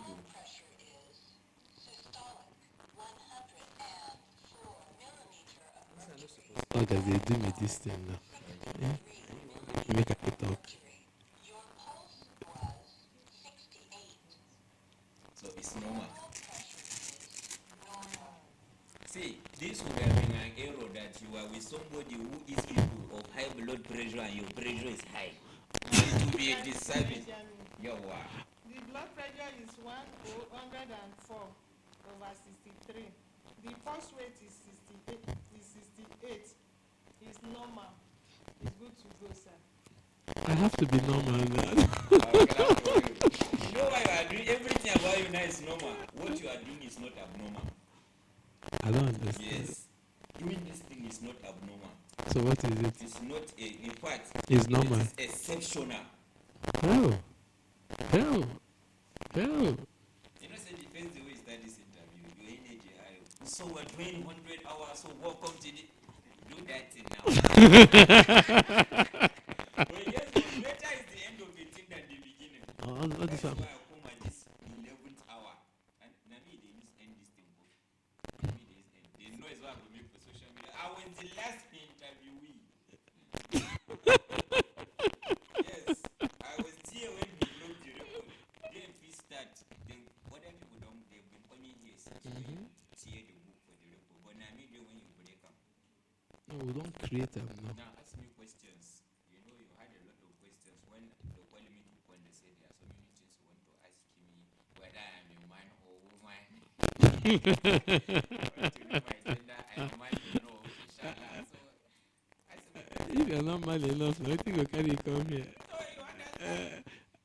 Secretary, when did you go for this haircut? No. 3 days ago, I've been saving for 3 weeks for it. But my money from there, finally went there. No, the amount people now charge for haircuts is something that the National Assembly need to look into. Yes. Can you charge me 5,000 to barb my head? How much is brain surgery in Okene? Surgery in Okene is 3,800, and they will give you 2 nose for Mugo. What are we even saying? So this hair I barb, like before I barb again, next year June. Please snap it. Necessary, look at it. My barber is one person that I will sue this because na lawsuit they rent for this country. Now because me I don't prepare for lawsuit, I don't sue one suit keep. So any day they say let's go to court, I wear suit for lawsuit. They sue my barber for it. And if people no celebrate you for this thing where you do so, I sue them. No, not represent me. Okay, no way. No. I don't already I don't they make noise as I say as I dey talk to you now. My followers have joined this thing because I posted the link. I told them I'm going. I'm going to be part of history. Not be one girl who cook for 100 hours here. Now you know it's for everywhere. My own friend now interview for 100 hours. I will make noise everywhere. I do organize association of KK drivers for Jabi Garden. Everywhere shut down. You know even know it. As you finish now, me too I carry mic. Continue. Yes. I don't stand up. Not stand up. 2 more hours. When you reach my turn, you dey stand up. Other people when you dey do that. This man when talk about agriculture and finance in Dongo. When you talk about finance now, no be 2 days into way. Ask me a question. You see say this guy now in words don't finish. You be like say the total number of words when carry for this interview at all now 6,000 words. In don't use 5,994. Now 6 you don't use for me so far. I don't finish. If you notice I'm the only thing where you don't talk since I come here now. Waiting you right here. 1, who barb this head 2. You remain for words.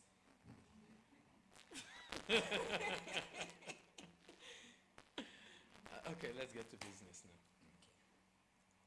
Try again, Daddy. You see, say na 3 words you don't talk. You go to count your words in the final lap. That's what you see. I want you to now respect comedians. Yes. When we just come from nowhere, we don't rehearse it. We don't want to know what's happening. We come here, we see what's happening, we begin to crack joke and talk. And people expect you to be talking and it will make people happy. You see, say only 6 How words. many minutes did I sit down here? You can't even explain.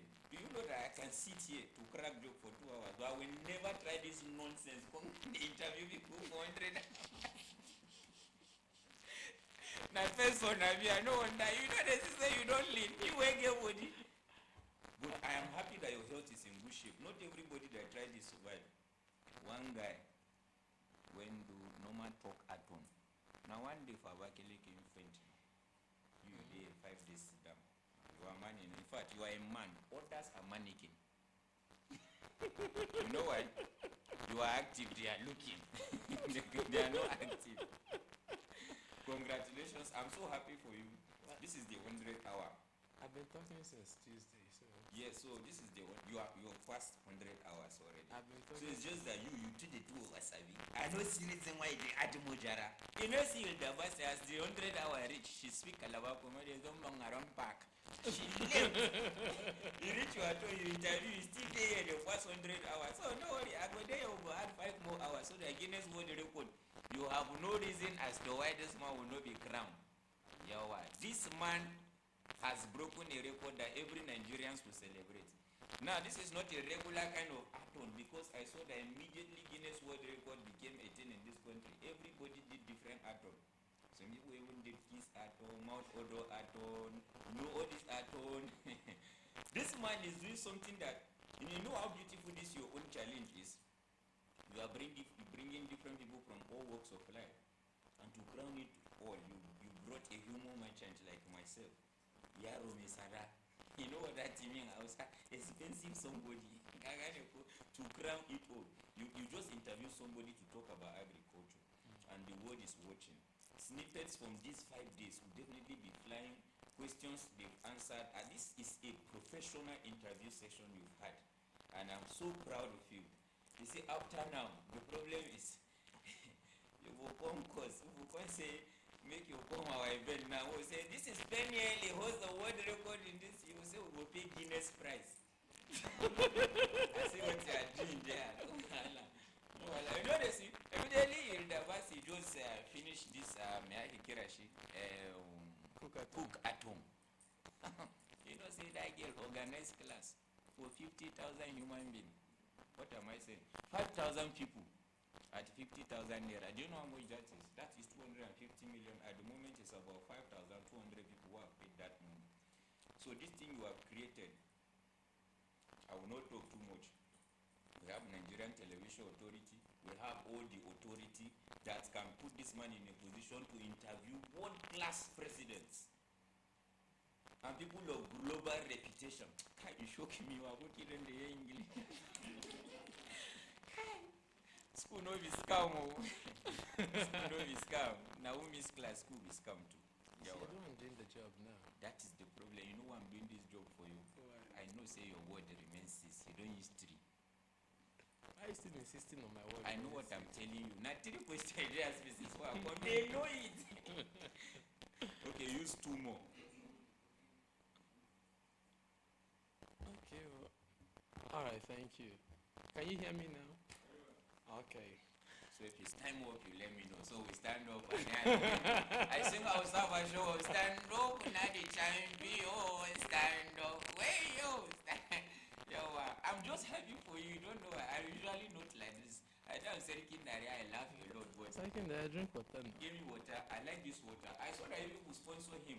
I usually don't do this, but I'm proud of. This water is as old as 30 years. Aquadana is one of the oldest water in this country now. Yes, this is pre-advert. You see the clarity and the purity. You know why a water that is produced with so much clarity and purity supporting you? You are a man that has pureness in heart. You are a pure man. In fact, you are a pure water. I'm pouring it. Let me drink water. Oh my goodness. Okay. I saw that Rigi was here. He make noise for social media. The way he do him, he can't be like say me I don't know you. I can't say wait to. Where is it, Teriji? In Western for social medias. Same when here the interview him. I couldn't find this address. I don't know the lady when they in charge of your phone number. I call she know the pick the thing won't run me mad. I say if I don't come this interview and you finish am if I see that lady. If I don't beat him before. Oh, I made the play. Where the hand you I are like this water, I'm coming. After this interview, the owner of Aquadana just know that you owe a lot of money to pay this man. Do you know who just do free interview for you? Free advert for you? Serikin Daria. All right. I know this kind of laugh where laugh. They see who I just give platform. I know. Me, I use opportunity to sell my market. Yo, Okay, nice. Let's talk. Second area. I'm with you. How far? Not too far from my house to this place. Oh, goodness me. And I'm ending today, so I'm just trying to catch my breath very well. Catch your breath will make you no more lose oxygen because waiting you don't know is almost something. But let's, no, not, what's wrong with me, Biko Pan? Nothing wrong with you. As you did now, so this thing you have done for 5 days, do you know that after this people can book you to come for Ompan Kore? Second area, can they go? I should go. The way it's pursuing me, I'm feeling like a side chick, like you abuse and dump me. Like, I say, come and be going, you know, do it again. Mr. Peniel. No this. Before me, I'll go out to ask you this question. Since you don't want to ask me question, what is the meaning of your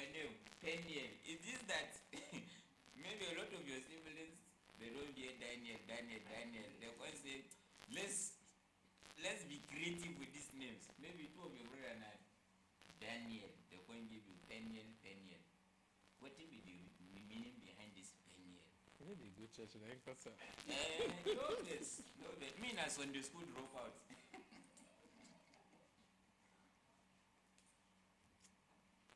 Alright, we should round up. Make a point to go. So, Mr. Peniel, thank you for having me. I was really expecting a lot of questions. who say make you go? Now you say come and be going. Now you know in this country you come before you go. So Okay, you know what? Sergeant Daria, yes, you're welcome. thank you so much. First, Nana, welcome. So all this means why there's things I never welcome. Alright, continue. I'm actually using you to gather energy. See, I'm feeling like Lokoze voice rising now. I see what you did there. Good.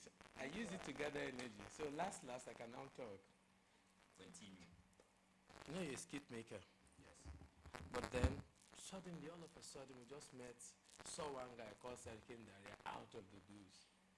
How? Now, when people say these things, I usually tell them there's nothing like anybody came out of the blues. Everybody is a work in progress, waiting to be discovered. Of course. I definitely have been doing my underground work. I know you are seeing me, I'm becoming a bit serious now. I wanted us to get into this mood. I've been underground, I've been doing comedy for at least over a decade now. And maybe you just discovered that I was existing in the last 4 years, but that doesn't mean I've not been existing. I've been doing the work, hoping that one day I'll come to limelight. So all those times you never saw me were my preparatory grounds. I was going through the try and error stage, learning a lot of things, learning how it doesn't work.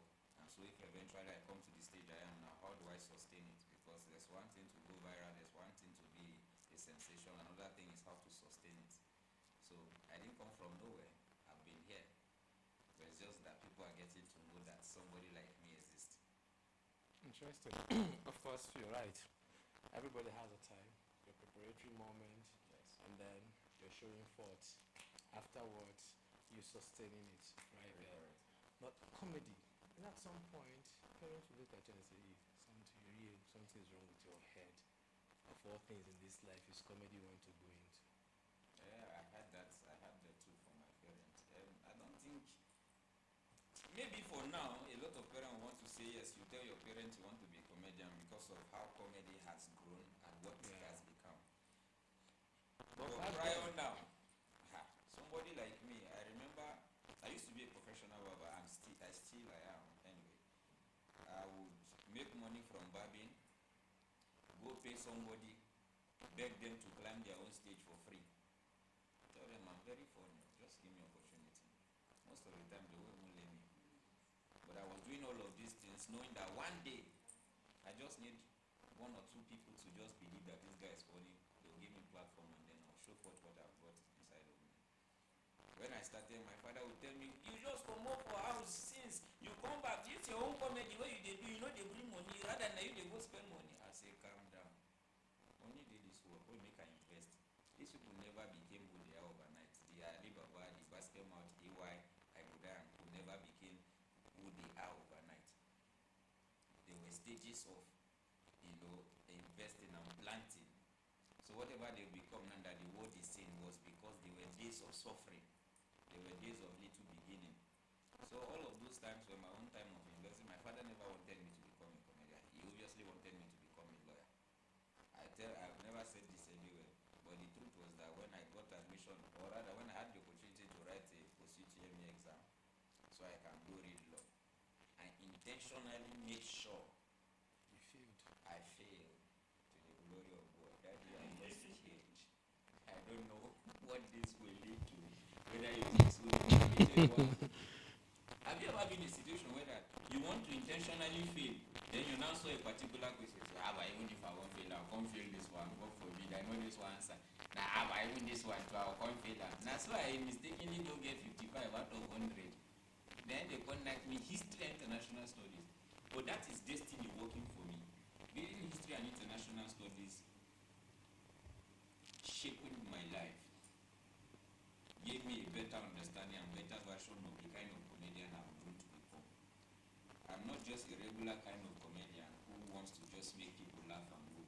In fact, comedy for the most, stand-up comedians for the most are custodians of truth. So I am one of those comedians who will always come on stage, speak reality. I know our history, I know where we should be, where we'll be heading, where we should be heading rather. So when I come on stage, I see it as an avenue to preach my own kind of truth. Being a comedian who has read history and international studies. Of course, it's not one course that is so rosy. It's not one course that is selling too much in this part of the planet, most especially that the government at some point has to scrap history as a compulsory subject out of academic curriculum of primary and secondary education. You know, that kind of thing is discouraging. So even if you can't work as an historian anywhere, as somebody who has read history and international studies, or you can't find any embassy, how many embassies do you even have that everybody will work? Imagine if a university will have to graduate 200 people every year, and we are all historians who have studied history and international studies, looking for where one or two places to work. They'll tell you, as an historian, there are other places to work, but that is not the reality. But it's one beautiful thought that one should do it for themselves. As an historian, I've learned to understand things differently. I've learned to be very objective. I've learned to be very open-minded. I don't do things with sentiment. But I thank God that after studying history, I am now doing comedy better as a graduate who has studied history. So when I talk with facts. I bring evidence, I draw inferences, make references, and then we bring it to the table. So I like to just paint reality when I crack my own kind of joke. You know, excuse me, excuse me. The kind of comedy is more of, there's one person who does say, you have Koboko master. People who speak reality to people, not just come and crack me up, make me laugh, and I walk away. But then, see, there's some comedy you do, that if you follow the origin of comedy, where you say satire, Greek, and all that, where people drop the truth, but in a comic way. Then you go home, you think about it. For me, I have tagged my own style of comedy, like you mentioned, Kubuku Master, maybe a few other person like Macaroni and the likes. I tag our own style of comedy, not just satire, like you mentioned. I tag our own style of comedy as comic activism. So in the process of trying to make you laugh, just like the satire employs, so you know, in the process of trying to make you laugh, we tell you the hard truth. That is one style of comedy that has stood people out here, that has happened. You know, he's one comedian that even if the system have tried to want to take him out, they cannot take him out because it's too vital for the system to take him out. No matter how immorality we want to sell in the world, people who stand with morals will always stand upright. So Dave Chappelle is one of such comedians. And then we too were just daring to do comedy different from what has been obtainable. I mean, our grandmaster Ali Baba is one of such comedians who dare say things the way they are. You know, so that is what comedy should be about. We are just instruments of, how do I put it, change and truth. You made mention of Ali Baba now, and people as they grow, they raise their prodigies. Yes. Who are your prodigies? There are many, they know themselves. Anybody that think I've got influence on them to do the right thing, or feel whatever I'm doing is something they find right, they are my prodigy. So I've got a lot of people who think I'm a good influence on them. You can call names. No, what if I call him and the person actually is not feeling that? If that person is a prodigy, then. You know, the truth is, when most of us refer to Ali Baba as our grandmaster and a king of comedy, the profession will now find ourselves. He might obviously not even know a lot of us in person. And I doubt that he would even meet the entire persons that he's an inspiration to before he leaves this earth. Yes. But the reality is this: what he's doing, what he has done, his record, his history we've read, and things we've heard about him has grown to motivate us. I dare say I was with Agudai some days back, and I was telling him how he influenced me some 8 years back without even knowing. October 2nd, 2016, he gave me the first 100,000 naira any human being has ever given me as a stand-up comedian. even aware he did that. So it was obviously like a competition. One of my friend or a colleague were in that competition. He was announced as the winner, but the senior comedians there saw and said no. In reality, this guy is actually the winner. So they don't, the audience was a bit divided, and so the guy stood up to say, what was the prize they were giving this other person? The MC has announced as the winner. They said 100,000. He said he was giving me. Now, him even mentioning that he was going to give me the 100,000 was a win for me already. Even if he eventually did not give me that, he identified that I was doing original jokes, and he saw that I had prospect. In fact, it was a big push for me. Now, a lot of persons after that competition told me, all these things now, people will just talk for public, if you know, give you and all of that. But for me, inside of me was a big happiness that I saw I could die. There was an after party that happened. Then it was one club, they did the after party after that event that night. The bank of those days, around Ose to Abuja. And so he was going for that after party. He gave me his phones to hold. He says, Tanya, the phone will go together. Then he was having a conversation with somebody. And then holding I Go Die's phone was like, but this is somebody I've been watching since like year 2001. And I'm standing side by side with him and holding his phone. There's this particular building close to Transport Hilton in Abuja. So we're trying to take a U-turn. I was seated in the car with him. We're going for the after party. He said the driver should stop, that I should snap that building. I took a picture. I remember everything that played out that night. And then we left the club. He went to his apartment. And then I thought he was not going to call me back to give me the money. That was the first time I see somebody bring out check and sign. Let me shock you. When I go there, I asked me, what do I have? Which Means of identification. do I have to clear the money? I brought another colleague of mine, Mr. Odi. He brought his international passport. He was now the one that helped me. They will write, pay him with this means or whatever. So when we got, he gave, not, before he gave me that money, I gave me advice for 2 hours. Like, he was talking to me for 2 hours. I was just looking at him. This is I Go Die. Do you know? I Go Die is I don't know, it's a principality in comedy. Do you know what it means to be doing comedy for 3 decades? And then he's talking to me, one small boy where just come contest or competition. Just come. And then he meant a lot to me. After that night, I think my life changed for better. I just now understand that the originality I wanted the audience to see that night, that probably maybe some of them didn't see, was seen by my senior colleagues who have been in this profession, and they saw that I had prospect. Seated in that order, they were Ukibakasi, Helen Paul, Acapella, I Go Die, and one other person I can't really remember, who stood up and objected and this guy is the winner. Real life story. There are people who get testimonies to this thing I'm talking about. So that thing, I met I Go Die in Benin some 5 days back, 4 days back. That's why I told him, I said, Lisa, remember this thing where happened? He said, he don't even know. Because of course, by the grace of God, I've grown to play in the league. They now perform. Every A-list stand-up comedy show will need a Seriki Daria to perform. That was why I mentioned earlier that I'm not coming from nowhere. Sure. I've been here, it's just that we've not had the opportunity to be where people can actually see us. But today, I told him, I said, I want him to be on my show come next year. Not because I want him to perform. I want him to sit down to now understand, to see the testimony of that young man he advised 8 years ago, what he has grown to become as a stand-up comedian. I bring class to bear when I do stand-up comedy. I dare say it. I'm a very funny comedian. And I thank God for the kind of encouragement. He did not discourage me. Along the line, I saw a lot of things that almost discouraged me from doing comedy, In some days, you just look at this thing, I just leave out.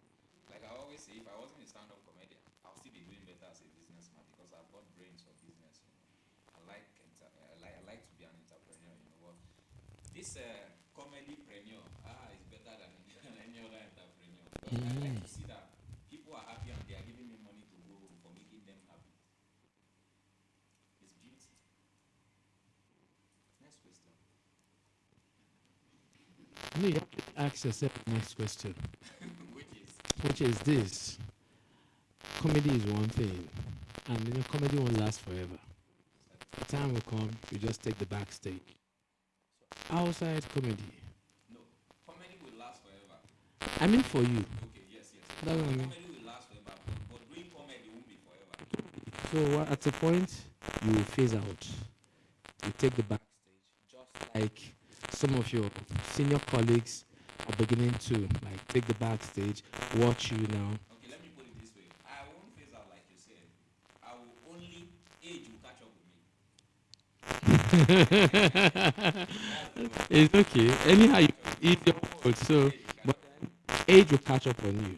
They take the back seat Yes, and now watch your prodigies yes. mount the stage. Outside comedy. Outside comedy, I'll be doing business. Outside comedy now. What are you? I do business. I'm into properties. I like to do business. I like buying and selling. I love food storage. Yes, I hate to be hungry. So I like to have food. What are you doing? But it's not about the side. So even if you I mean, I tell you, say, food. so I like food storage. I like so when you were interviewing the last person who left before I came, so when you was talking about agriculture, those are the things that interest me. I like business because just like you mentioned, you will not always be here. Now that you have the strength, you have the luxury of opportunity to make contact, know people. What are you doing with the little money you're making? So your children won't grow and they are telling your children, your father was so popular one time, and then waiting know with him money and all of that.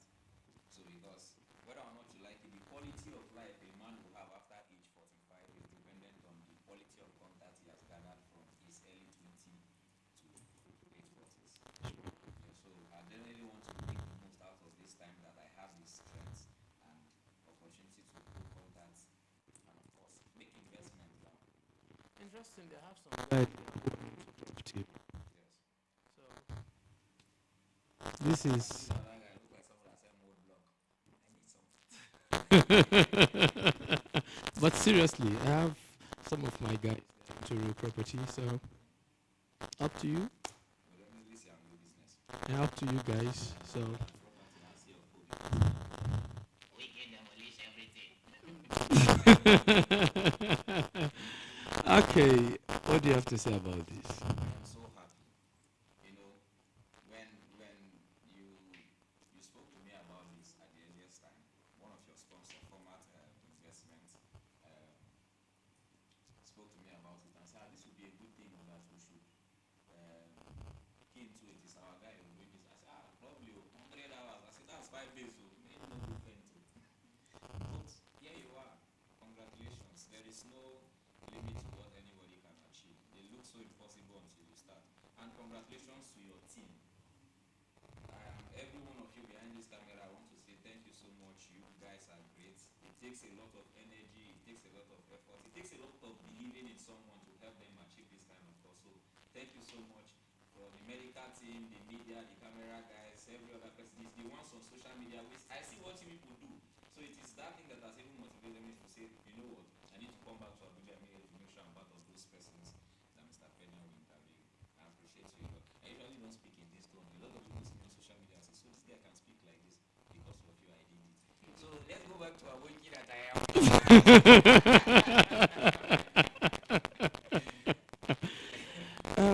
See here. I know I had Koboko. I also had Dr. Diala here. I had Baba here also. One more comedian, right? Who? I remember. Yeah, Wali Baba was last night. I've had about 5 comedians on this platform. And I asked them the same question. Abuja comedy. Abuja comedy has, in fact, let me say, we have the center stage as it is. Don't let nobody tell you we are currently not measuring up. No, not at all. What Abuja comedy used to be 10 years ago is not what it is now.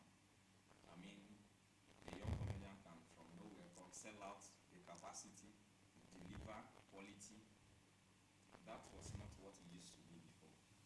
Like you mentioned, the time will come where the people who are the who is who in the business find themselves going there say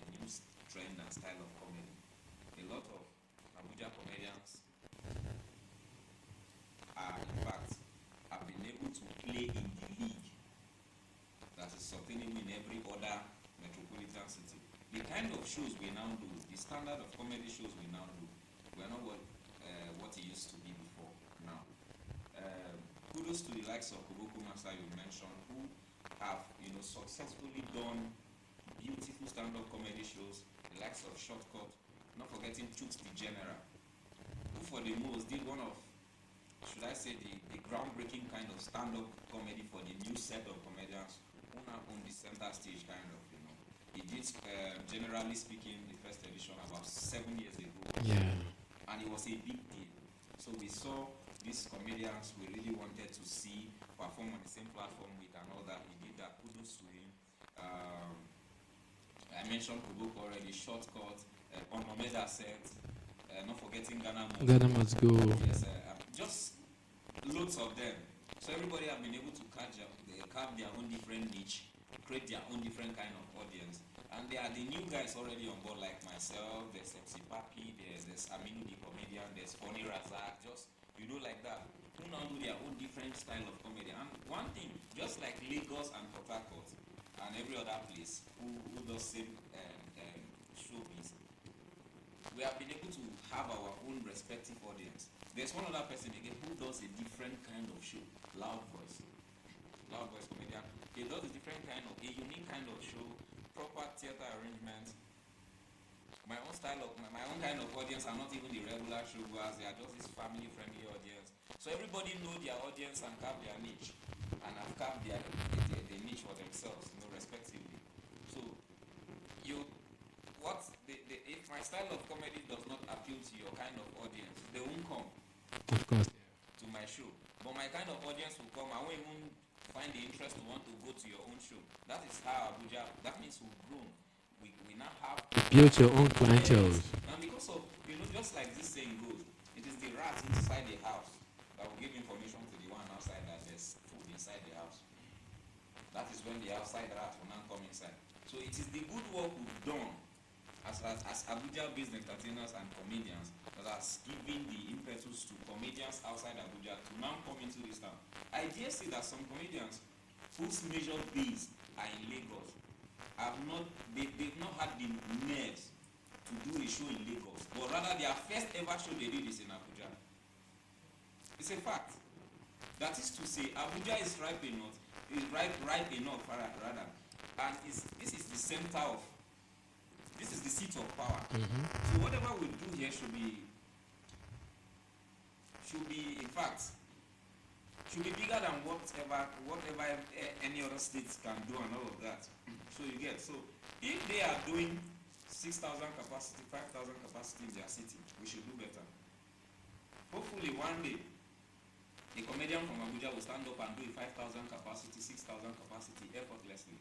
By the grace of God, there are, in fact, a higher number of Abuja comedians who can sell out Transcorp Hilton Congress Hall, that is the comedy Willie Green, you understand? Compared to what outsiders will come and struggle, but an Abuja comedian can just do it effortlessly because you know why?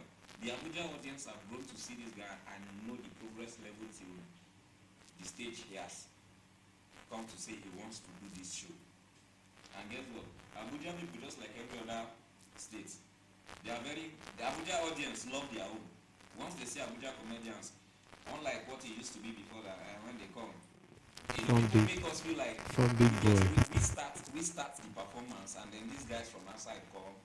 But now as it is, the guys from outside are in the haste to perform because they don't want to perform at the dead hour. Before it used to be us performing early, then they come and just hold the show at the dead hour or when the show is at its peak. But as it stands now, they will want, they say everything that they will be on the show and they will tell you, hold on, I bet this guy never go up now. Guess you understand that kind of thing. They wait for you to perform around that 11, 12. But one thing again we've been able to do in Abuja is this, is to be able to, not learn one of the wrong culture that has befaced stand-up comedy or comedy shows, which is the fact that people come late to show. That is why the likes of Loud Voice will tell you he's doing his show from this time to this time. And the audience understand. If you come after that time, it's time up because he's doing 2 shows a day. So if your ticket is stating that from 5 to 7 is when you're supposed to be seated, the performance, if the line of comedians he has got for that 2 hours is 8 comedians, after that performance, your money expires. Your money expires rather. So if you want to be on the second show, you are buying another ticket. You see, people will now begin to respect them because that is what stand-up comedy is elsewhere. I did my tour in the UK 2022. I now understand how people respect time. Yes. So because you tell them you're doing your event from this to time to this, in fact, the venue won't even give you, won't even spare you A minute. So as you are doing your show, if it's remaining 20 minutes for you to round up, you start telling you gotta start packing up, man. We gotta do this. You gotta start packing up, man. We gotta do this. So nobody's playing with you. So because of the African time mentality and all of that, people, a show that's supposed to start 6 p.m. and all of that, people come by 10 p.m. and expect you to do magic to make them laugh by 12 in the night, 12 a.m. Now, in reality, the body sleeps by 10 p.m. After 10 p.m., whatever you are doing to the body, you are overstressing the body because the body is supposed to be sleeping. Except you've had enough sleep in the day to help you stay awake more at night. You understand? But you've not had enough sleep in the day, they are now forcing you to laugh. No, now. That is the point the comedian will tell you, if I can't make you laugh, what you need is a pastor. Because you won't do magic. That's the truth. And any comedian who can actually make you laugh after the hour of 10 p.m. must be extremely funny. It just must have jokes that you cannot resist. But that's why I thank God. The last edition of my show I did, Celebrating the Multiple Laughs, that happened at the Congress Hall. I don't know, I was just so lucky that my kind of audience, they understood that I was very time conscious, and I told them that if by 6 p.m. on the dot, my contents are not rolling on the screen, feel free to go to the speaker stand, ask for a reform, you can leave. It's some level of confidence. I told them by 7 on the dot, the first comedian will be on stage, and that was what happened. So do you know what happened? By 6 p.m., the regular, the VIP, there was no seat, the entire venue was sold out already. By 12, when I announced that we had come to the end of the show, people were still sitting and saying, those were the people who came late. They came by 10. And they were surprised that before they would come to the venue, myself was done performing. So maybe a few of the vintage I had on the bill, say a cappella, playing the drums and the like, and just the people left who just perform. Say no, sure, the people don't laugh. Those who don't enjoy their money don't enjoy. Those who won't go with their children had gone home already. So you come in now, you're coming late. And then again, maybe the style of marketing our shows is quite different from what is obtainable in every other city. So if other cities have got good nightlife working for them, where they think, okay, let the show start a bit late, so that after we are done, we can handle it. No, we here, we do shows. Abuja is a civil service state, whether or not you like it. So a lot of people who do not have that luxury of time to say they want to go for events like this, they create that time. They plan their day and say, okay, I want to go to this show, so I will go here by 6, I will leave there by 10, so I can sleep and prepare, so that the next day I will go to work. Because most of our events happen weekend, Saturday and Sunday. Yeah. So in the event that your event is happening on Sunday, the people are looking at coming very early, 6 p.m., 9:30, 10 p.m. They are done. Whatever enjoyment, if you like, bring whoever you are bringing. If you like, bring Kevin Hart on that stage. After that time, they say they are leaving. They will leave Kevin Hart on stage and go. You understand? So that is just Abuja has grown when you talk about I think I agree with you. I really agree with you. For you, to style, you do comedy, then you add it to music. Why don't you do the music on stage? Why skit? okay. There are some things that you leave them as content on social media. They might not do well on stage. I don't have a good voice singing. Now, why are you saying? I do comic music. I don't, like I say, I don't sing. I spoil music for a living, and it's really paying my bills. Yes, because it's just, I don't know. They might just arrest me because I'm planning on spoiling national anthem. That's Let's start it. no. I hate Nigeria. You understand? Let's start it here. You know, the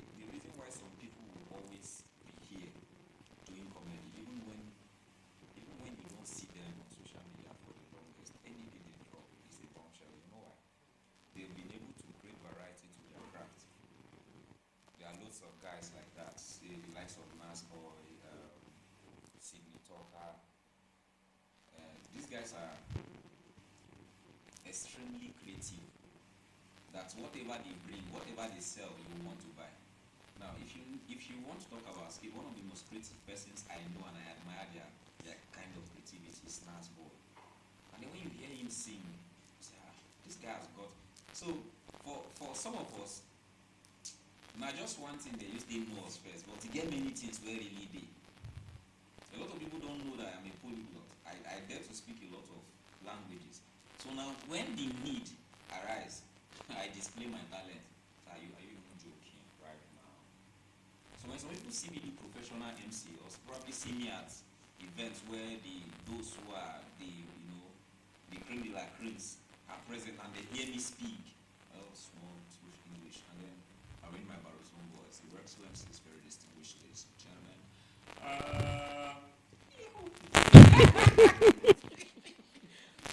They are just so surprised, So that's one thing. I don't just do music. I'm a professional event host, a stand-up comedian. I spoil music. I create content. I influence for brands. You understand? So anywhere I find myself, I just must represent. So if doing the stand-up comedy is not paying, doing the MC work will pay me. Influencing for brand will pay me. Creating content will pay me. Something just must pay me. Life is pay as you go. Everything must pay me. Because if I leave doing this job, What will that's happen? what I do. What will happen, bro? Nothing. I will just join those people carrying portfolio and shouting, I can't see there. So this is the only thing I will do eventually. Comedy. I will do comedy for the next 30 years. Mark my word. Why? I believe you. Why not? I believe you. Yes. You can do it. Yes. You can do it. So I believe it. I believe. Why would I can? Why not? You I can. do it. We have Zelensky. Yes, it's now the president of Ukraine. Just a comedian. That doesn't mean because he was a comedian that there was no future. And I dare say, a lot of people who were even movie actors see the likes of Peniel Diala. There were other potentials, but at that time, as a movie actor, that was the only thing he was known for. So when there was need for him to show his political side, he jumped into politics. That's what I'm training to achieve. No, I'm saying this. I will never do politics. Hello? Yes. Please. Smack it too. Mark it or no? Me. Please smack this For one. this country. Say it again. The moment you just start to do politics, this water where you see like this, you say, come on, this thing is fuel now. For this country, I won't do it. I would rather just be here, will be part of those guys who will be telling those in politics, do the right thing, no drag me like small gem. And will be that comic activist. We will tell you in the way where you know we won't offend you. That's the beautiful thing. You go there laugh, but we don't tell you the truth. Amen. Congratulations. This is over 100 hours. Yeah, it's over 100 hours. Congratulations. Thank you so much. I know you're going for shortcuts. Yes, comedy for short cut, and then MC Miracle, Yes. MC Miracle, and Large. Only me. Only you. So I don't want to stretch you and overstress you. I am the comedy dispatch rider. I be everywhere. Okay, I almost got there, Aboki. Call me Abuki. Abuki is not that easy. No, but Maybe with the intention, a lot of people now use it. I saw somebody made a video. I saw TikTok. The lady was just angry and she said, "Why do you all call people from your north Abuki?" So now, do you know that a good thing can actually sound wrong with the intention? of course. So now, when some people look at you and say Abuki, they think they're insulting you. Abuki means my friend, my guy. So when you call me Abuki, I'm not offended. I just see it like the intention you mean for calling me Abuki is my guy. Aboki Naked. Abuki na. So I think people should be adding that na. So it's small person like Abuki na, my friend. When I say you be Abuki. Where is it? You be Abuki. You check they see this Abuki. Sound like say they see this mumu. Where is it? You understand? Well, it's all good. Guinness is watching you. Thank you, Guinness World Record. I don't thank God. Finally, especially for my family, we enter Guinness World Record. Thank God, and thank you sir, I appreciate it. Thank you for this thing. My father has cassava farm, so any day you need Gary, call us. This thing you have done for us, my family can appreciate. Yes. But Guinness is watching you actually. Yes, now thanking Guinness. So we'll send your clip to Guinness. The first comedian that enter interview at all. Like, okay, wow. So sit down and make Guinness watch you. All right, Guinness, watch me. I drink Guinness. Okay, don't be that Guinness. Guinness World Record, thank you so much. This is our superstar, Peniel. So proud of you. So let me run along. Thank you, man. Next person will come. And you are eventually going to do 120 hours the way you're going. Because small time now, we don't enter basics. What's your plan? You're planning to do 2 weeks and you are receiving Guinness World Record that is 100 hours. You will do 200 hours. So where? Oh, you don't tire. Medical, check his pulse again. Thanks, man. Thank you very much for your time and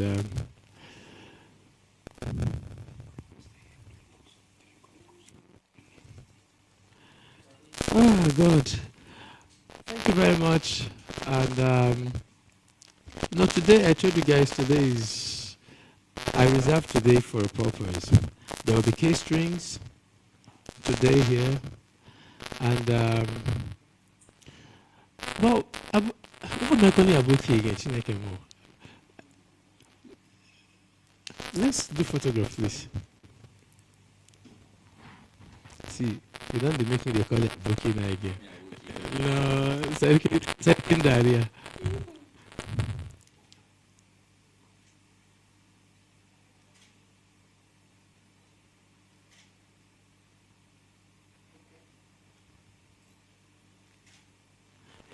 And I saw you on Silver D, and I still hold you like this. You know Silver D, right? Because I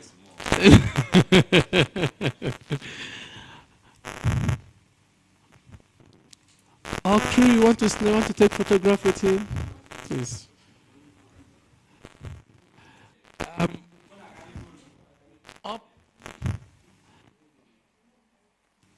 Uncle, yes. My next guest, right? Come, no worry. My next guest.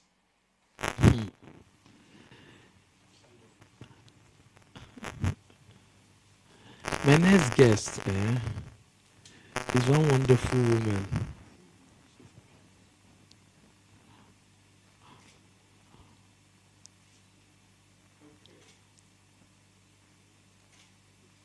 Thank you. My next guest is one wonderful woman. She's super intelligent. Trust me. Very intelligent. Very intelligent. Very intelligent. I've known very intelligent. Very intelligent. When I mean very intelligent, she's very intelligent. She's a woman by excellence. Like top notch, man. I don't know why I'm not seeing doctor here. I'm supposed to see doctor here. There's supposed to be a doctor here. She does not look it at all. Okay, Dr. Ijoma Nwafo. She is a psychologist. Ladies and gentlemen, please, Dr. Ijoma. Why did they put doctor for you now? Eh? Why now? Why now? Thank you very much. You need how to tell them now. You need how to. Okay, my name is Ijoma Nwafo. I'm a psychologist by profession, but currently I'm actually the country representative to the Hague Institute for Innovation of Law, based in the Netherlands. I know we've known each other.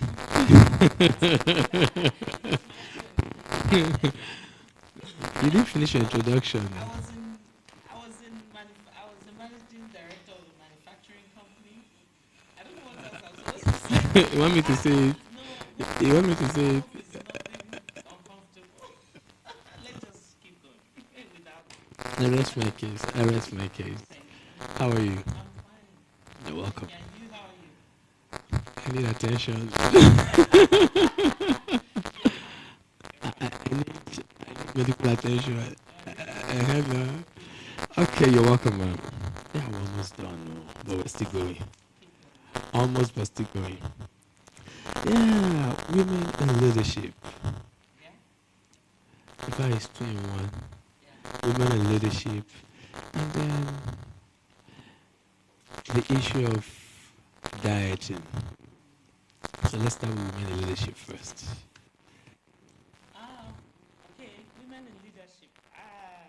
Well, what can I say? I think I always say that it's unfortunate that the world has made everything about gender. It should actually be about humanity. What are those skill sets that every human being needs? If you're raising your daughter, you don't want to raise her because she's a value. They are single with value because they're human beings. So for me, women in leadership is